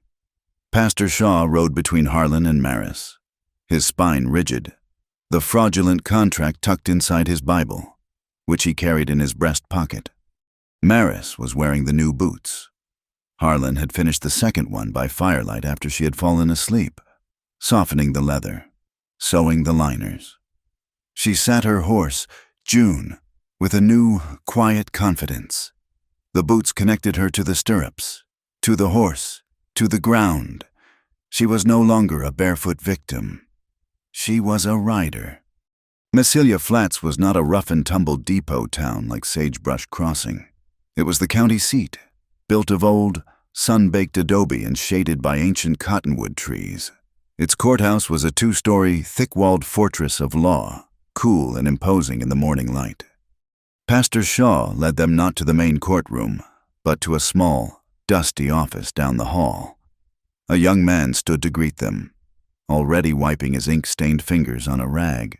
"Pastor Shaw, you made good time."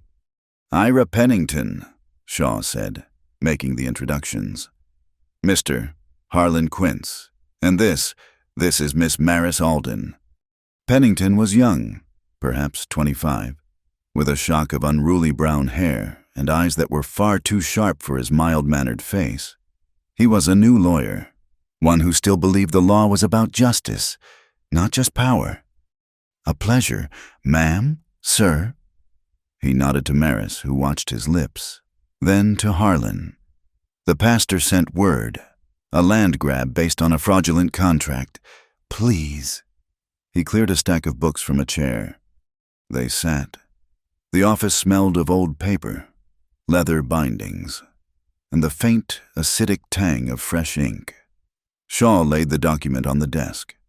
Harlan placed the railroad matchbox cover beside it.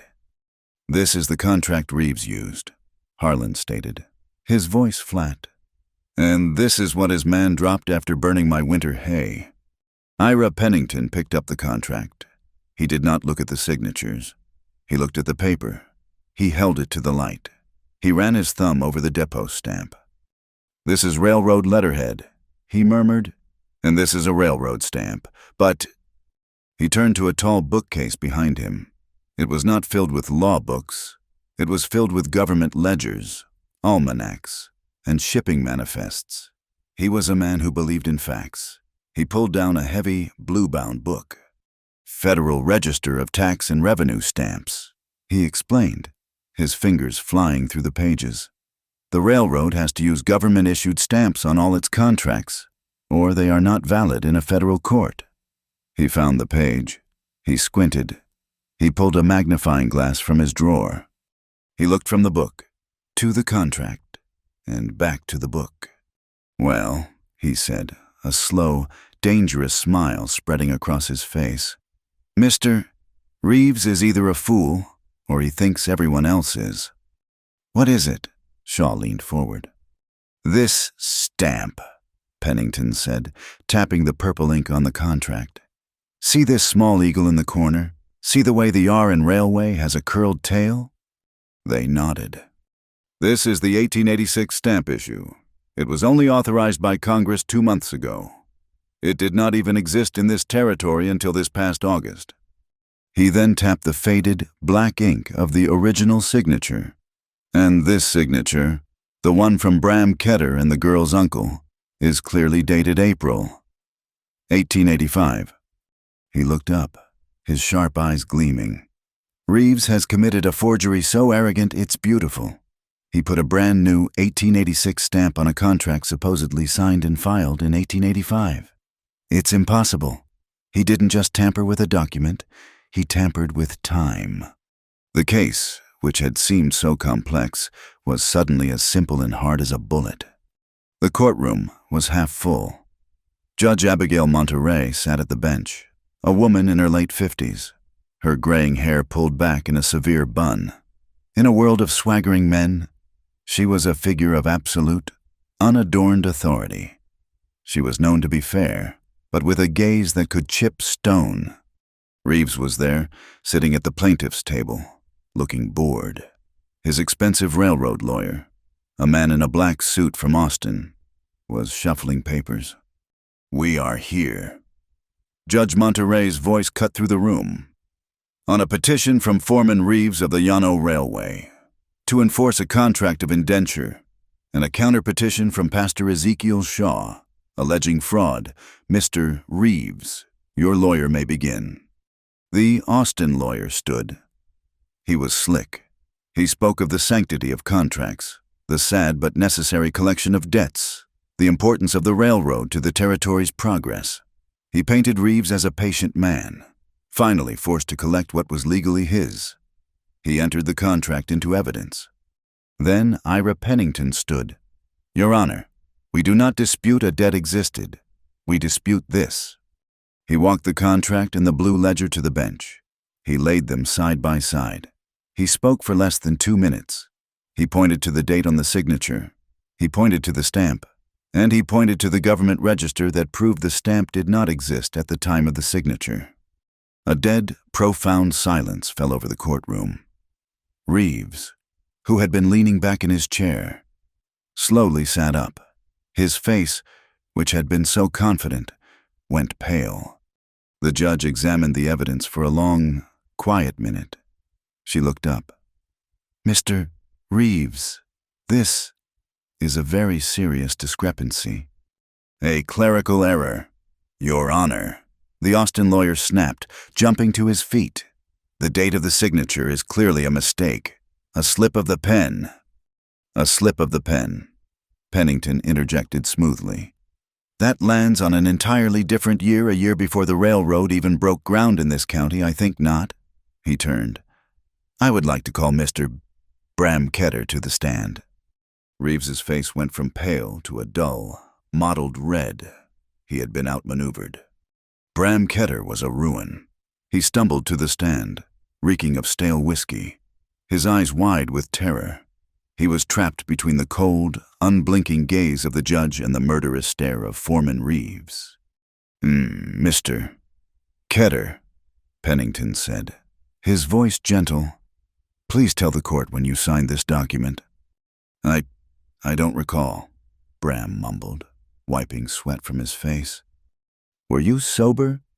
I ain't sure. Mr. Ketter, what did Foreman Reeves give you in exchange for this piece of paper? Bram looked at Reeves, who made a small, tight gesture with his hand. Bram flinched.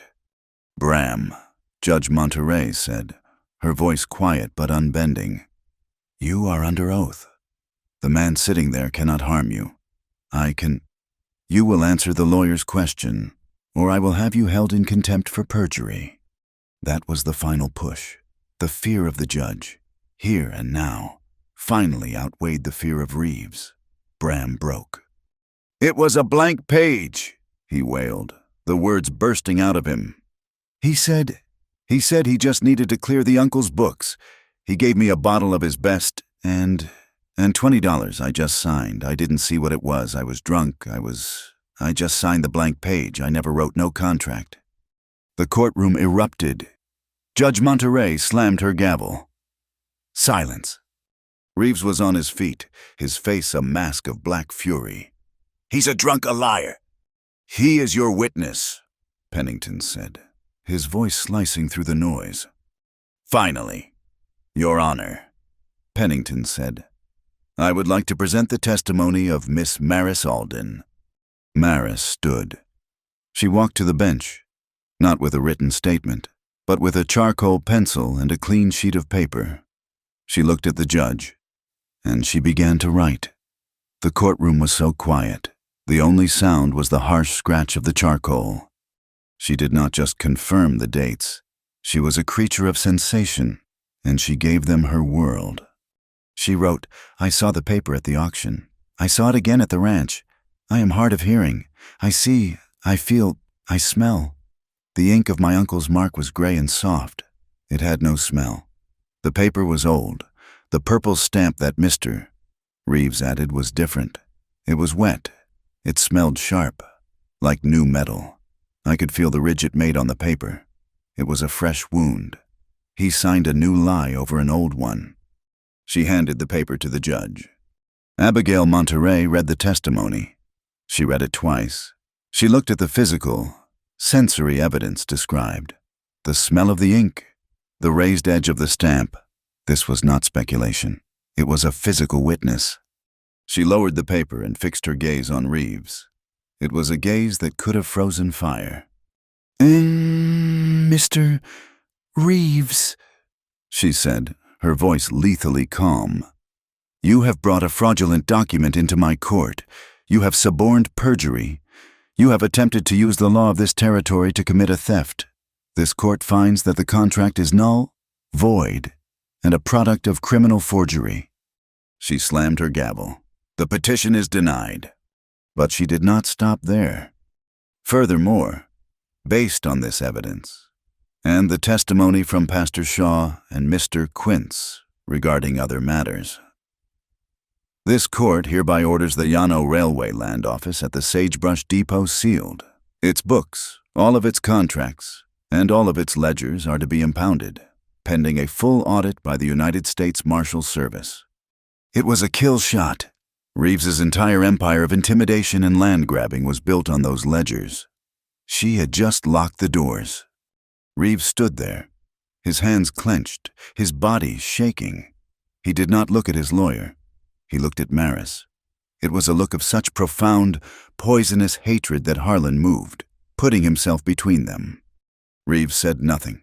He turned, his heavy boots striking the floor like hammers, and he stormed out of the courtroom. The Austin lawyer, pale and gathering his papers, scurried after him. The ride home was heavy with a victory that felt more like the start of another war. Pastor Shaw had stayed behind to help Ira Pennington file the necessary injunctions. Harlan and Maris were on their own. "He will not let this stand," Harlan said, his lips forming the words clearly. They were on the high, rocky pass, the sun a low, bloody smear to their west. He lost the law. He will use his own. Maris, riding beside him, nodded. She was scanning the ridges above them, her eyes missing nothing. They reached the top of the switchbacks, a bad place, with high rocks on one side and a sheer drop on the other. Maris reined in June. She stopped, her head high, her body perfectly still. "What is it?" Harlan asked, his hand going to his rifle. She did not answer. She slipped from the saddle, landing silently in her new boots. She walked to the rock wall that rose up on their right. She placed her palm flat against the granite. She closed her eyes. Harlan waited. He trusted this. After a long 10 seconds, her eyes snapped open. She looked at him, her gaze sharp with urgency. She pointed up the trail, around the next bend. She held up her hand, fingers splayed, many. Then she tapped her hand against the rock. Metal. She made a small, rubbing gesture. Shod horses on stone. Then she made a gesture for waiting. An ambush. The Crowder gang. They were waiting just around the bend, where the trail narrowed. Harlan's blood ran cold. They were trapped. To go back was miles, and they would be seen.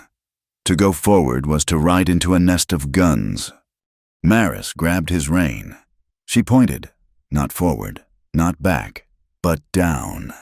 Down a steep, treacherous-looking game trail that angled off the main road into the deep, shadowy cleft of Willow Creek Canyon.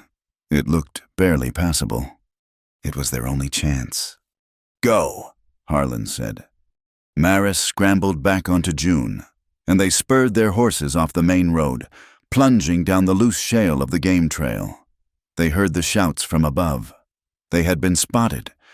Hoofbeats thundered behind them. The Crowder gang, furious at being found out, was giving chase. The canyon walls rose up around them, sheer and close. A bullet whined past Harlan's ear, then another, sparking off the rock beside Maris's head. They were trapped. The canyon twisted. Harlan saw they were running out of room.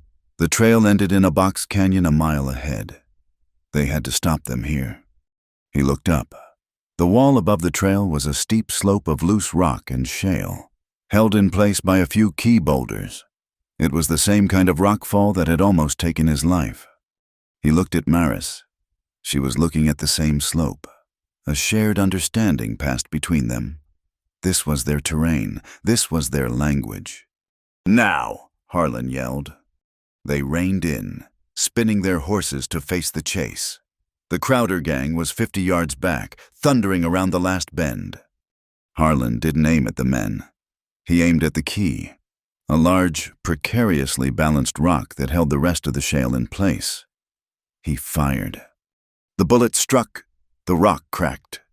At the same instant, Maris, who had grabbed a heavy stone from the ground, threw it with all her strength at another, smaller boulder just above it. It was a herding technique, a move to start a stampede. For a heartbeat, nothing. Then, with a low, groaning rumble, the entire hillside let go. It was not an avalanche. It was a controlled slide. A river of rock, shale, and dust poured down the canyon wall. It did not fall on the gang. It fell on the trail in front of them. A wall of stone, 10 feet high, blocked the canyon path. The gang's horses screamed, rearing back, their riders sawing at the reins, their faces white with terror. They were cut off, their path completely blocked. They shouted, firing their pistols uselessly at the cloud of dust. Harlan grabbed June's rein. "Go ride!" They spurred their horses, disappearing around the next bend as the last of the rocks settled. They did not stop. They did not look back. The news of what happened spread through Sagebrush Crossing by nightfall. The depot was sealed. The contracts were void. And the Crowder gang had been turned back by a phantom rock slide in Willow Creek. Reeves's allies, the men who had laughed at the auction, the shopkeepers who had given him credit, went silent. They no longer met his eye. His power, built on the illusion of law, was broken. But as Harlan and Maris rode into their own yard, they both knew the truth. They had not won. They had just cornered the animal. And a cornered, wounded animal is the one that fights to the death. The victory at Massilia Flats was a cold one. Reeves was beaten in court, his primary weapon of law broken, but he was not gone. He was a rattlesnake pressed into a corner, his assets frozen, his reputation shattered. Harlan and Maris rode back to Palo Verde Flats, knowing that the legal fight was over, and the physical one was now inevitable. A man like Reeves, left with nothing but his rage, would not simply disappear. He would burn everything down with him. They spent 2 days in a state of armed quiet. Harlan ran a tripwire from the barn to the cabin, a thin piece of metal that would ring a cowbell if anyone approached in the night. He slept with his rifle by his bed, not on the hearth. Maris, too, was changed. The softness of their night by the fire had been tempered by the rock slide and the courtroom. She was no longer just a partner. She was a soldier. She was constantly in motion, her eyes scanning the high ridges, her body a taut instrument, listening for the vibration that would signal the final attack. The attack, when it came, was not from Reeves. It was from the sky. The dry storm that had flashed with such silent fury had been a precursor. It had been the dry tinder. Now, the match was struck. A massive, late-season front, thick with moisture from the far-off Gulf, stalled over the high plains. For 24 hours, the rain fell. It was not the gentle, life-giving rain of spring. It was a deluge, a gully washer that turned the hard-baked adobe soil to soup and the dry arroyos into raging, muddy rivers. On the third morning, the rain finally eased, but a new sound filled the world. It was not the patter of water on the roof. It was a deep, steady, liquid roar, a sound of immense, constant power.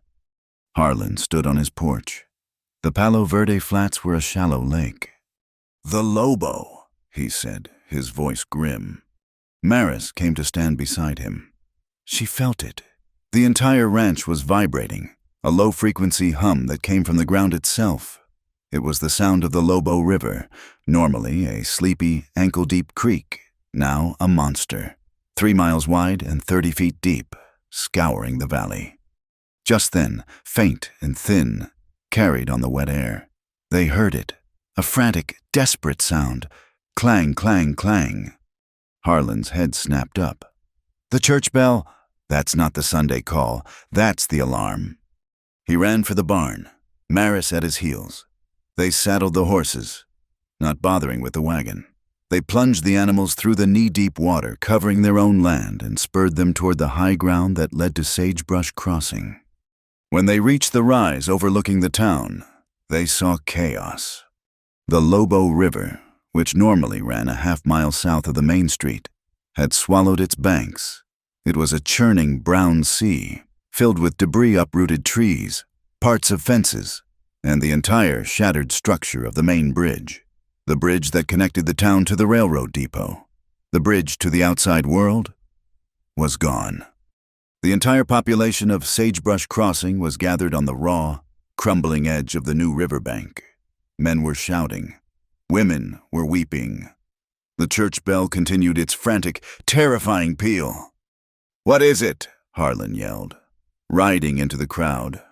Clara Voss saw him. Her face was ashen. She ran to him, grabbing his stirrup. "Harlan, thank God it's the widow Jensen and her grandchildren." She pointed, her hands shaking, not at the river, but across it. On the far side, the depot side, a small patch of high ground, perhaps the old stone abutment of the vanished bridge, was now a tiny, shrinking island. Huddled on it were 3 figures: an old woman, her gray hair plastered to her face, and 2 small children, a boy and a girl, clinging to her skirts. Their wagon, overturned, was already being swallowed by the current, its wheels spinning uselessly. They had been trying to flee the depot when the bridge gave way. "We can't reach them," a man shouted. "The current is too fast. We threw a rope. It was snatched away." Harlan saw it. The water was a thing of pure, muscular rage. It was unswimmable. No horse could stand in it. The children's island of safety was visibly shrinking, the mud and earth calving off in large chunks as the river ate at its edges. They had minutes. The crowd was frozen. A gallery of horrified, helpless faces. The whispers that had been silenced in the courtroom had returned, now fueled by raw, superstitious terror. "It's the flood," someone mumbled. "God's wrath. For the railroad. For all of it." "The witch," another voice hissed, and several people looked at Maris, who had dismounted and was standing at the water's edge. She brought the dry storm. Now she's brought the flood. This is her doing. Maris was oblivious to them. She was not looking at the trapped children. She was looking at the water. Her head was tilted, her gaze distant, as if listening to a conversation no one else could hear. The roar was immense, a deafening, constant, vibrating assault. Harlan was already uncoiling his lariat, his mind racing. "We need more rope. Tie them together. If we can get a line across—" "It'll snap," the blacksmith yelled.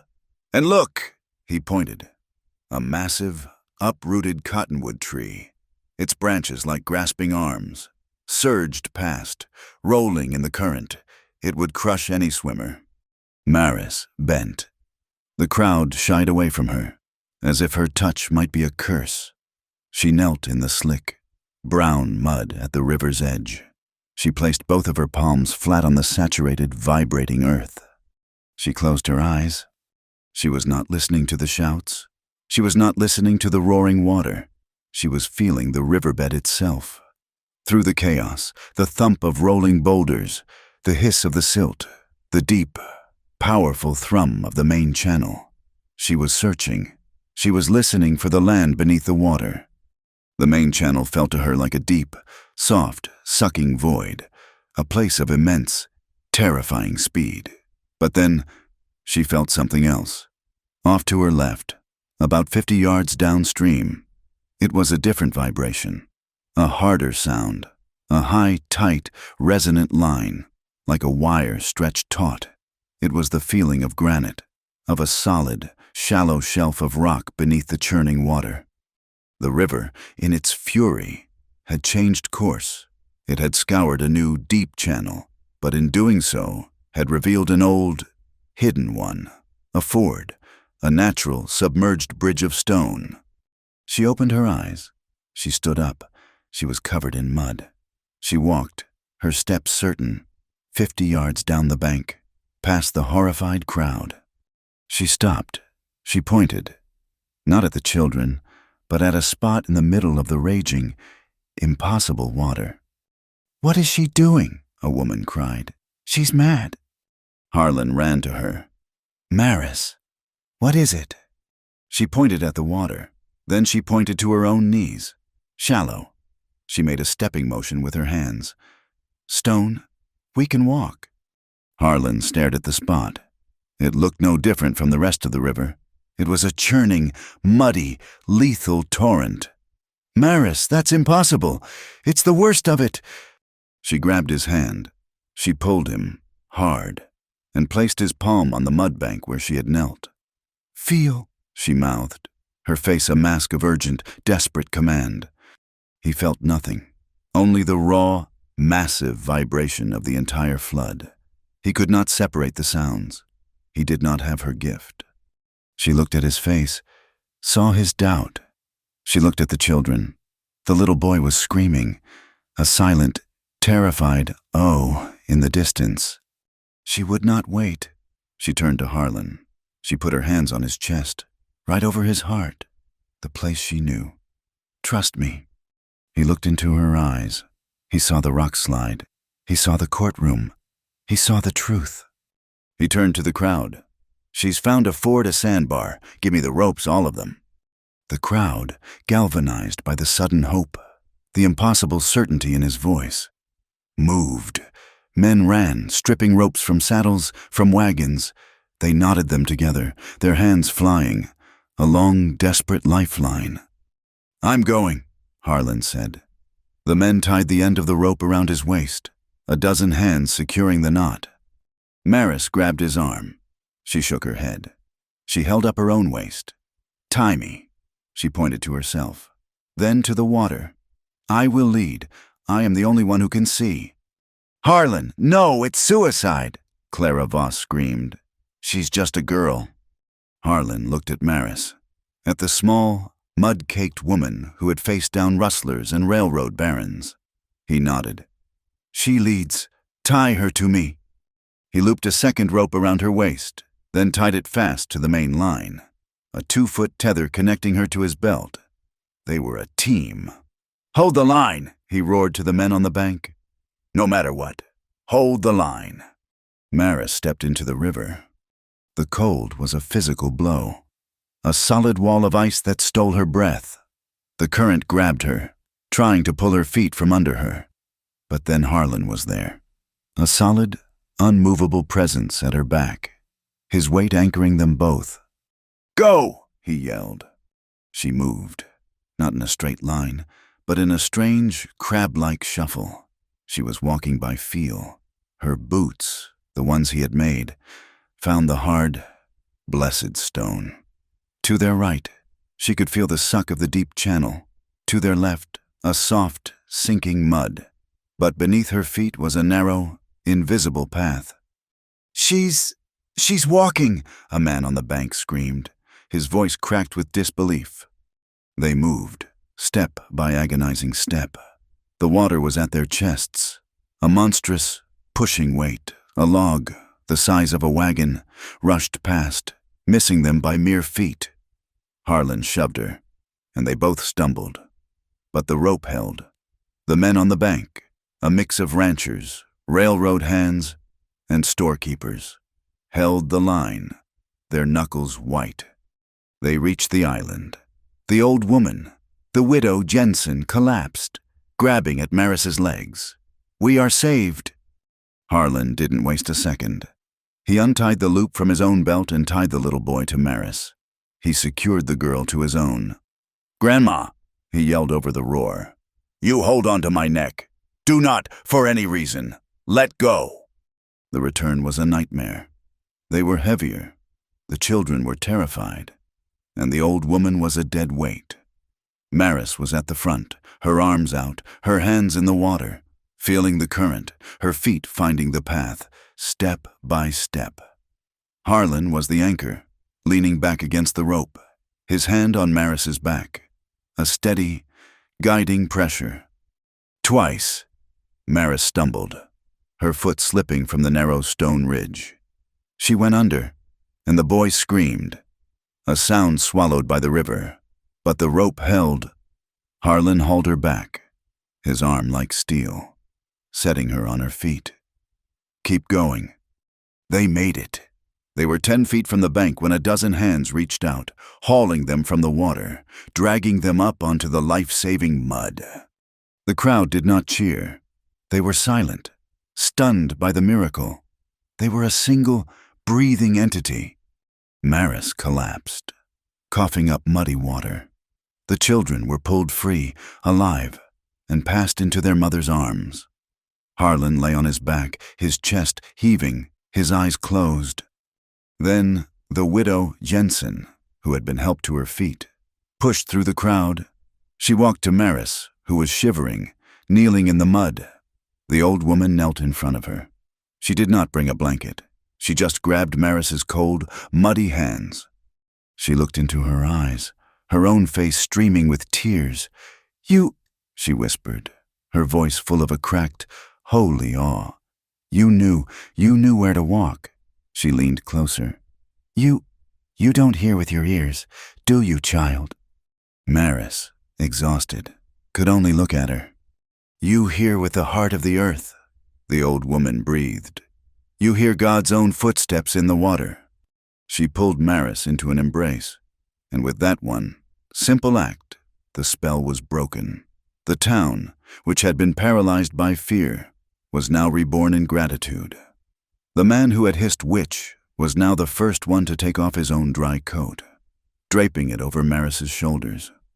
Clara Voss was there, pushing a flask of brandy into Harlan's hand, her face a mask of tear-streaked joy.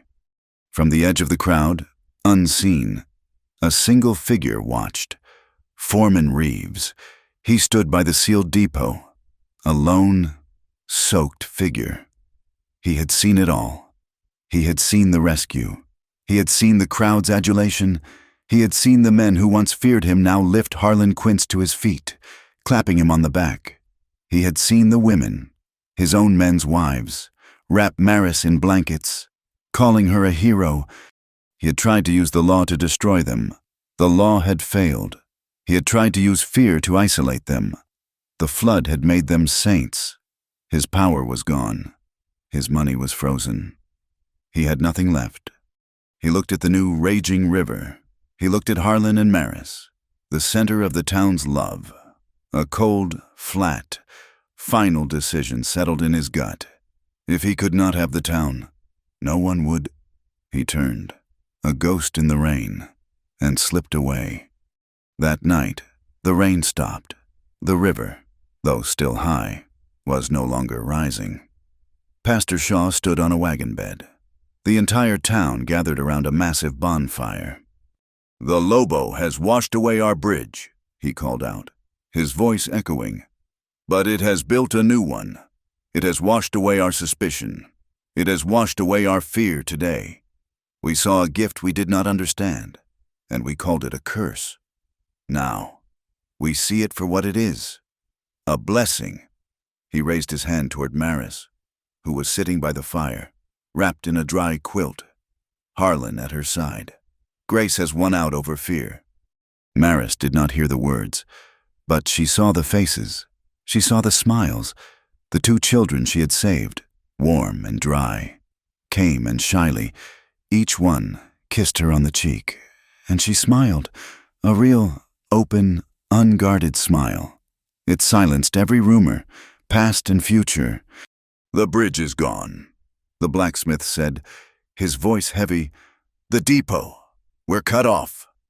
Harlan stood. He looked across the dark water. At the sealed depot, the railroad has stacks of new ties, piles of lumber for their new stations. A hard, rebellious grin touched his lips. "And since Judge Monterey has frozen their books, I doubt they will be needing it any time soon." A low, appreciative laugh rippled through the crowd. That night, the town of Sagebrush Crossing committed an act of communal theft. They worked by lantern light. Men waded into the shallows, securing ropes. They built rafts. They liberated the railroad's lumber. They were building a new temporary bridge. It was loud, chaotic, and joyful. Harlan and Maris stood on the bank, watching. The night was full of shouts, laughter, and the ring of hammers. She was warm. He stood beside her, his presence a solid wall. He did not need to hold her. She looked at the lanterns, dozens of them, bobbing on the rafts, strung along the bank. They looked like stars, floating on the dark, quiet water. He reached down and, very simply, took her hand. It was not the desperate grip of the rescue, or the tentative touch by the fire. It was just his hand, calloused and strong, closing around hers. She laced her fingers through his. They stood, side by side, a rancher and a silent woman, watching a town rebuild itself, their hands clasped in the warm, lantern-lit dark. The false dawn was a line of cold, gray ash on the eastern horizon. The ranch was silent, but it was a new kind of silence. The flood had receded, leaving the world scoured and raw, smelling of mud and bruised cedar, after the town had celebrated its new makeshift bridge. Harlan and Pastor Shaw had spoken, their voices low. They knew Reeves was not a man to accept defeat. He was a creature of singular, destructive focus. He had lost the law. He had lost the town. All he had left was fire. They had set a watch. The neighbors, no longer suspicious or afraid, had volunteered. They were hidden in the rocks above the ranch, a silent, armed guard, waiting for the lantern signal from Harlan's window. Harlan was not asleep. He was sitting in the dark cabin, his rifle across his knees. He had given Maris the bed, but she was not asleep either. She was lying on her side, her eyes open, facing the chimney. The fire was dead, a cold pit of ashes. She was not watching for light. She was listening. In the absolute pre-dawn stillness, she felt it. It was not the thrum of hoofbeats. It was not the rumble of the river. It was a tiny, sharp, almost impossibly faint vibration. It was a scratch. It was the sound of a sulfur match striking stone, a high-frequency fuss that traveled from the outside. Up the chimney flew, and into the resonant stone of the hearth she was watching. It was a sound no ear could have possibly heard. It was followed by a new vibration, a low, soft whoomp, a torch catching. She was off the bed, a shadow moving in the dark. She did not shout. She did not touch his shoulder. She moved to him, her hand landing, not on his arm, but flat on his neck, against his throat, where his pulse hammered. It was an alarm, intimate and shocking. Her fingers were cold. She signaled, her thumb tapping his artery. Once. Now. Harlan did not question. He was on his feet, moving to the wall by the door. He grabbed the thick hemp rope he had rigged, the one that ran to the heavy iron cowbell on the barn post. He pulled hard, a single, violent yank. The clang of the bell was a shattering, brazen explosion in the quiet air. The sound had two purposes. In the rocks above, it was the signal. The neighbors, led by Pastor Shaw, grabbed their rifles. The lantern in Harlan's window, which he now lit, was their confirmation. The second purpose was for the cattle. Harlan had moved the herd, the ones they had saved, into the main corral near the barn, a living, breathing alarm system. The sudden, violent bell clang in their midst sent them into a panic. Harlan unlatched the corral gate from the cabin wall with a second rope. The night erupted. "Fire, burn it all," Reeves' voice, raw with hatred. He and the last of the Crowder gang, 5 of them, were running toward the barn, their torches held high.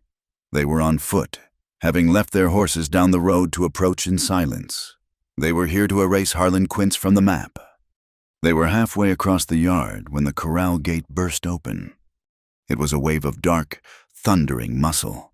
The steers, terrified by the bell, exploded into the yard, a bellowing, stampeding wall of horn and hoof.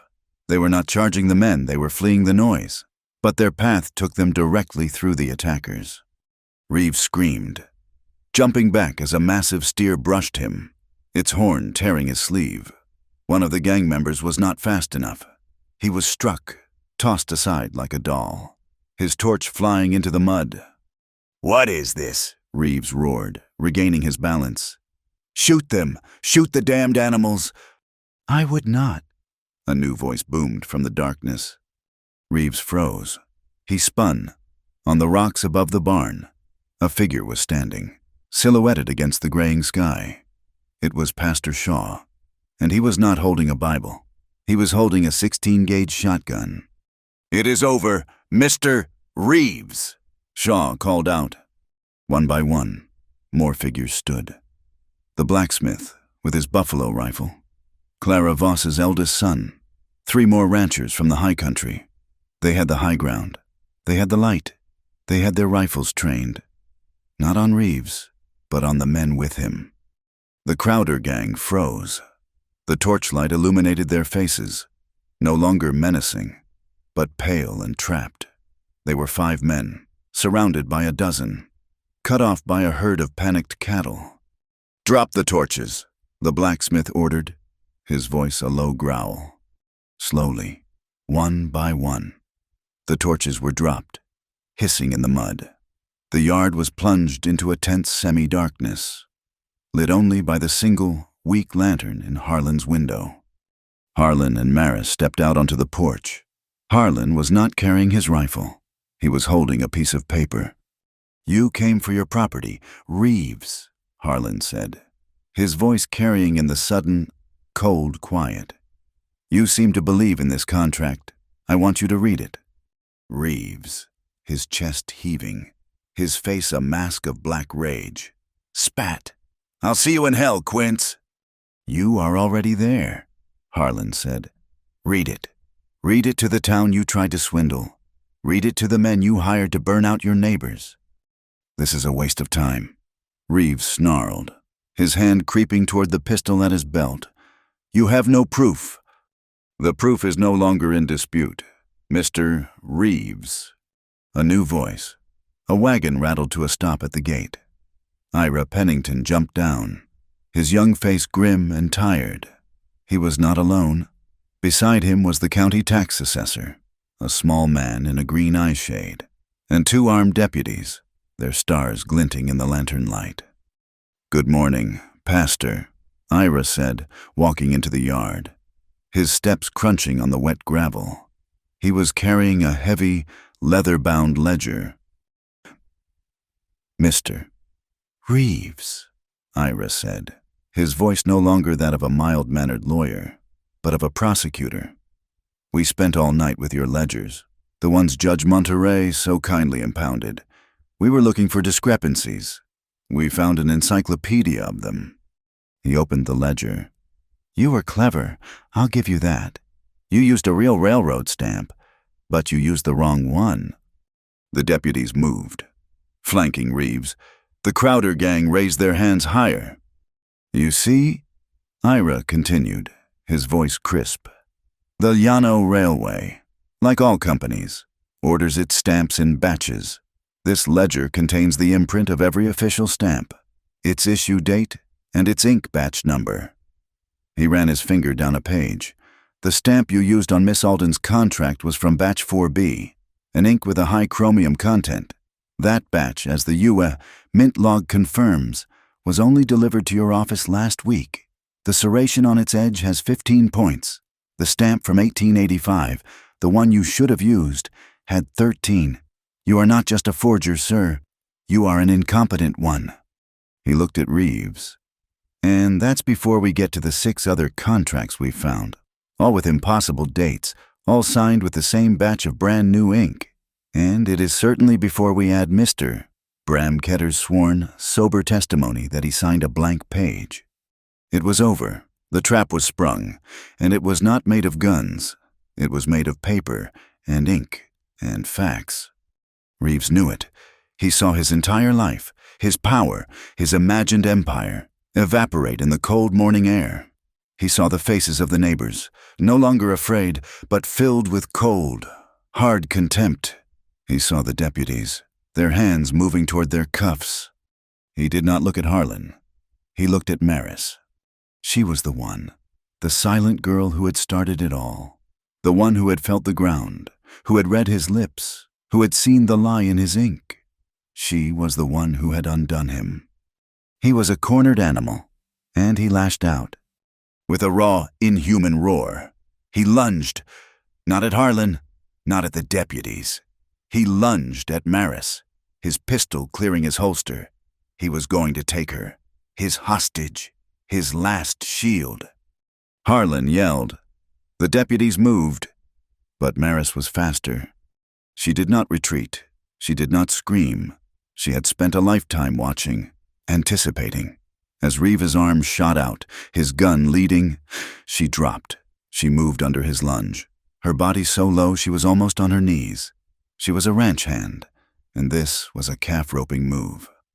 In her hand was the lariat she had used on his man before. It was not a big loop. It was a short, fast piggin-string loop.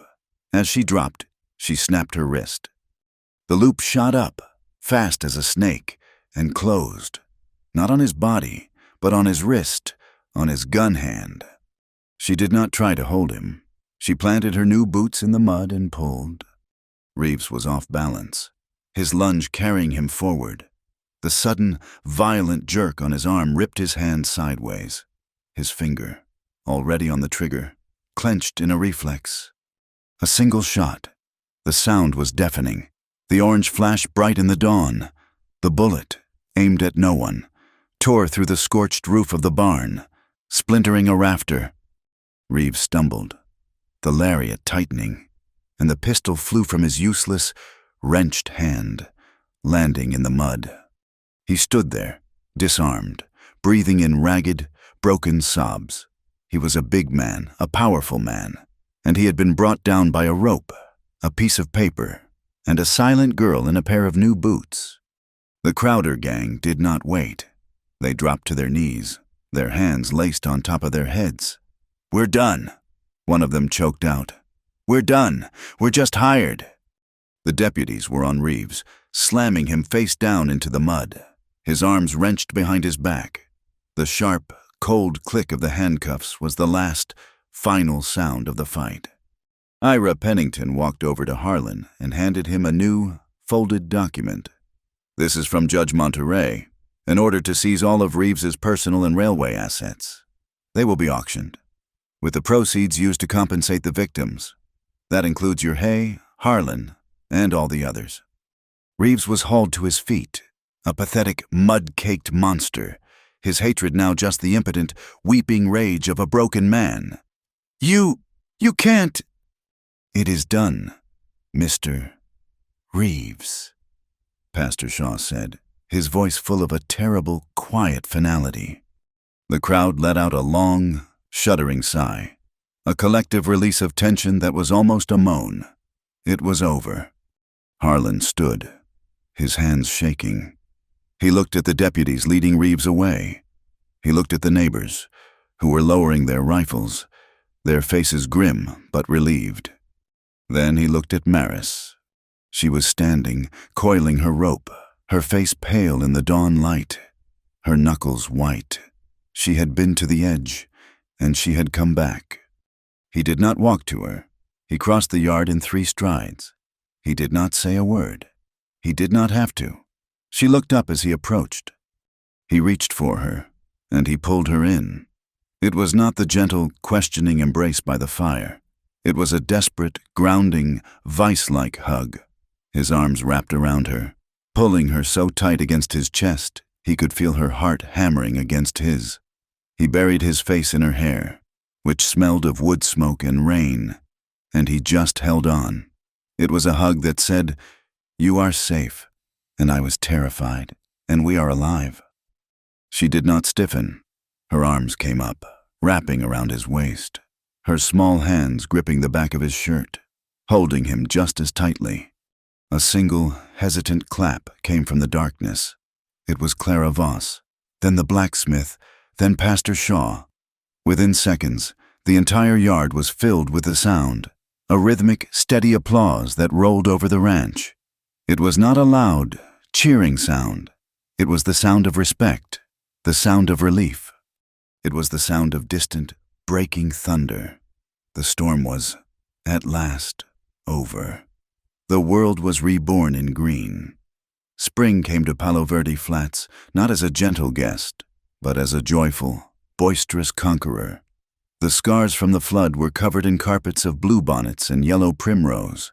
The air, once thick with dust and smoke, was now sweet with the scent of new cedar and damp earth. Life, which had been a battle for survival, settled into a rhythm. Harlan began to build. He was not mending fences or patching scorched roofs. He was adding. He spent a week, his hammer ringing clear in the morning air, building a wide, covered porch on the front of the cabin.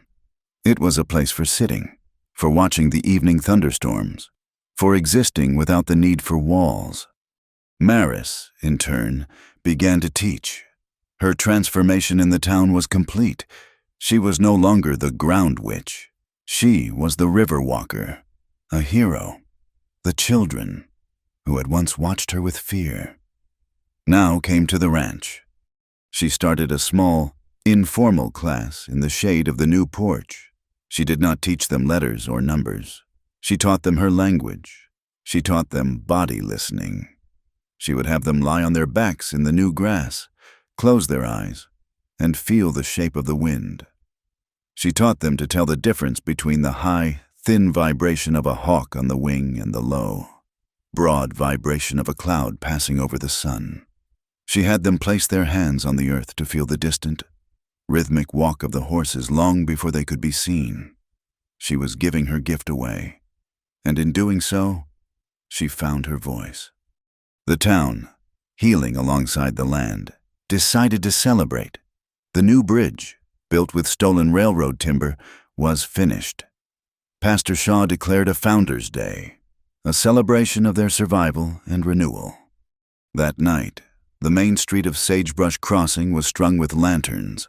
A fiddler and a banjo player sat on barrels, their music fast and bright, cutting through the cool spring air. The entire county was there, dancing on the packed earth. Harlan and Maris stood on the edge of the light. Harlan was a man built for solitude. A town dance was his own special kind of hell. "Come, Harlan." Clara Voss called, her face bright with sweat and laughter. "You, too, Maris. You are the guests of honor." Harlan shook his head, but Maris stepped forward into the light. She looked at the dancers, at the stomp and whirl, her head tilted, feeling the heavy, rhythmic vibration of their boots on the ground. She turned to Harlan, a question in her eyes. He sighed, a small, put-upon sound, but he stepped forward. He took her hand, and then, very formally, he placed his other hand on her waist. The musicians, seeing them, slowed the music. The fast, rowdy stomping softened into a slow, gentle waltz. Harlan was not a good dancer. He was stiff, his movements awkward, but he was solid. He led her in a slow circle, their steps hesitant. Maris learned by watching his body, feeling the shift in his weight, his hand guiding her back. They moved under the paper lanterns, two quiet shadows in the center of the town's joyful noise. He leaned in close, his mouth near her ear. Though he knew she could not hear him, he spoke slowly, his lips forming the words with perfect clarity. "Can you hear the music?" Maris watched his mouth. She saw the question. She stopped dancing, though he still held her. The fiddler played on, a sweet, sad melody. She looked at him, her gray eyes clear in the lantern light. She did not answer. Instead, she took her hand from his shoulder and placed it flat over his heart. She closed her eyes. She felt the strong, steady, rhythmic thump-thump of his life beneath her palm. It was a beat, a cadence, a song all its own. She opened her eyes and smiled. She leaned in, her lips forming the words for him. "This is enough." They did not stay late. They rode home under a sky so thick with stars it looked like spilled salt. The cabin was quiet, the only light coming from the low, glowing embers in the hearth. The new porch cast a long, geometric shadow in the moonlight. The silence that settled between them was no longer an absence. It was a shared language. Harlan added a single log to the fire, sending a soft, warm light through the room. Maris had taken off her shawl and was brushing her hair, her back to him. He stood by the hearth, watching the fire, but he was intensely aware of every small movement she made. He turned. She had stopped brushing and was watching him, the firelight catching the side of her face. He did not speak. He did not need to. He walked to her. He stopped, his body close, but not touching. He raised his hand, his rough, calloused fingers, and gently, he touched her cheek. She did not flinch. She did not pull away. She leaned into his touch, her eyes closing, her breath sighing out. He rested his forehead against hers, a gesture that had become their own private greeting, a way of shutting out the world. He felt the fine, soft strands of her hair against his skin. He smelled the clean scent of soap and the faint, sweet smell of wood smoke. "Maris," he whispered, his voice a low vibration she could feel, even if she could not hear. He drew his thumb along her jawline, and she tilted her head back, her eyes opening, her gaze full of a deep, trusting, quiet light. He lowered his head, and his lips met hers. The kiss by the fire after the storm had been one of recognition. This was one of homecoming. It was deep and slow and unhurried. It was a kiss of profound, unshakable certainty. There was no desperation in it, no fear. It was just the warm, solid, gentle pressure of his mouth on hers. He drew her closer, and his hands, which had once been so rough, rested on the small of her back, a gesture of pure, protective possession. It was a safe place. Her own arms came up, her hands not gripping his shirt, but resting flat on his chest, her palms over his heart, her constant, silent listening post. They breathed together. His kiss was not a taking, not a demand. It was a conversation, a promise spoken in the language of pure, shared sensation. It was the taste of coffee, and the warmth of the fire, and the feel of a heart beating steadily against her hands. It was the absolute, advertiser-friendly, deeply emotional, and undeniable fact of two people who had found their home. They were a perfect, silent, synchronized rhythm. When he finally pulled back, they were both breathing a little faster. He looked at her, his dark eyes soft. She looked back, her lips slightly parted, her face luminous. They were one. The next morning, when Maris woke, Harlan was already gone, already out on the range. The cabin was cool and quiet. On the porch, by the door, sat a pair of shoes. They were not the stiff, heavy work boots he had bought at the store. These were custom-made. He had worked on them in secret, in the barn, for the past week. The leather was a soft, supple, reddish-brown, oiled to a buttery softness. They were lined with fleece, and the soles, thick but flexible, were stitched by hand. She recognized the careful, tight stitches. The thread was not the usual black waxed linen. It was a bright, clean white. She sat on the porch step. She slipped her bare feet into them. The fleece lining was like a warm cloud. She stood, and the leather molded to her feet as if she had been born in them. She walked out into the yard. She stepped onto the hard, gravelly earth that had, for so long, been a place of pain. She felt nothing, no sharp stones, no stinging grit, no searing heat. The ground, which she had once read through her wounds, was now just a place to stand. A new sign hung from the gatepost, replacing the old, faded Palo Verde Flats brand. Harlan must have put it up that morning. The letters were carved deep into a piece of smooth cedar. It did not say Quince. It said, "The home of courageous silence."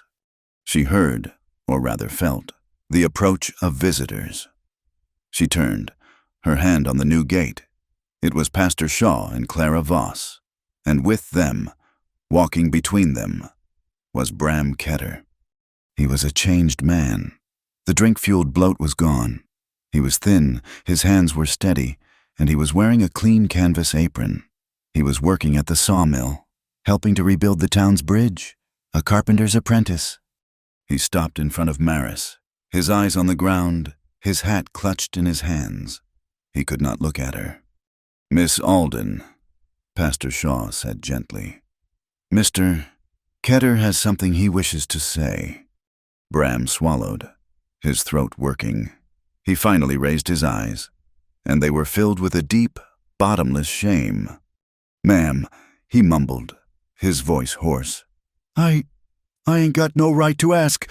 What I did, it was a sin. I was a monster. I am sorry. I am trying to make it right." Maris looked at him. She saw the man who had tried to sell her. She saw the drunkard who had spit at her. And she saw the broken, humbled man who stood before her now. She had every right to hate him. She held his gaze for a long moment. Then, very slowly, she nodded. Once. It was enough. It was a forgiveness as total and as silent as the sky. Bram Ketter broke, his shoulders shaking in a sob he had held in for a year. Clara put a hand on his arm. "Thank you, child," the pastor said, his own eyes wet. "The town is healing." They left. Harlan rode in later, the sun high, his face warmed by the May sunshine. He saw the shoes on her feet. He saw the look on her face. He dismounted.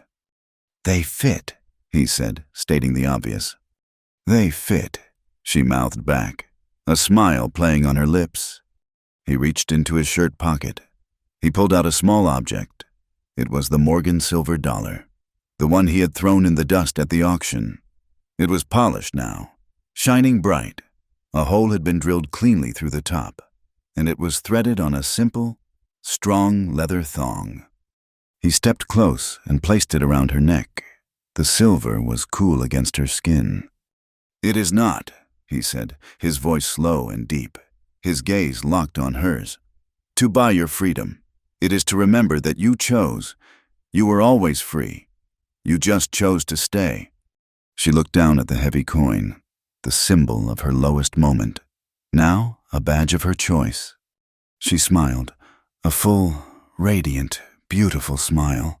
Her hands came up and she gripped the front of his shirt, pulling him down to her. She kissed him, in the bright, noonday sun, with the smell of the new porch and the green spring all around them. She kissed him. It was a long, gentle, warm kiss, full of sunshine and the promise of 1,000 tomorrows. In the distance, the cattle, their cattle, lowed. A peaceful, contented sound, the new music of their home.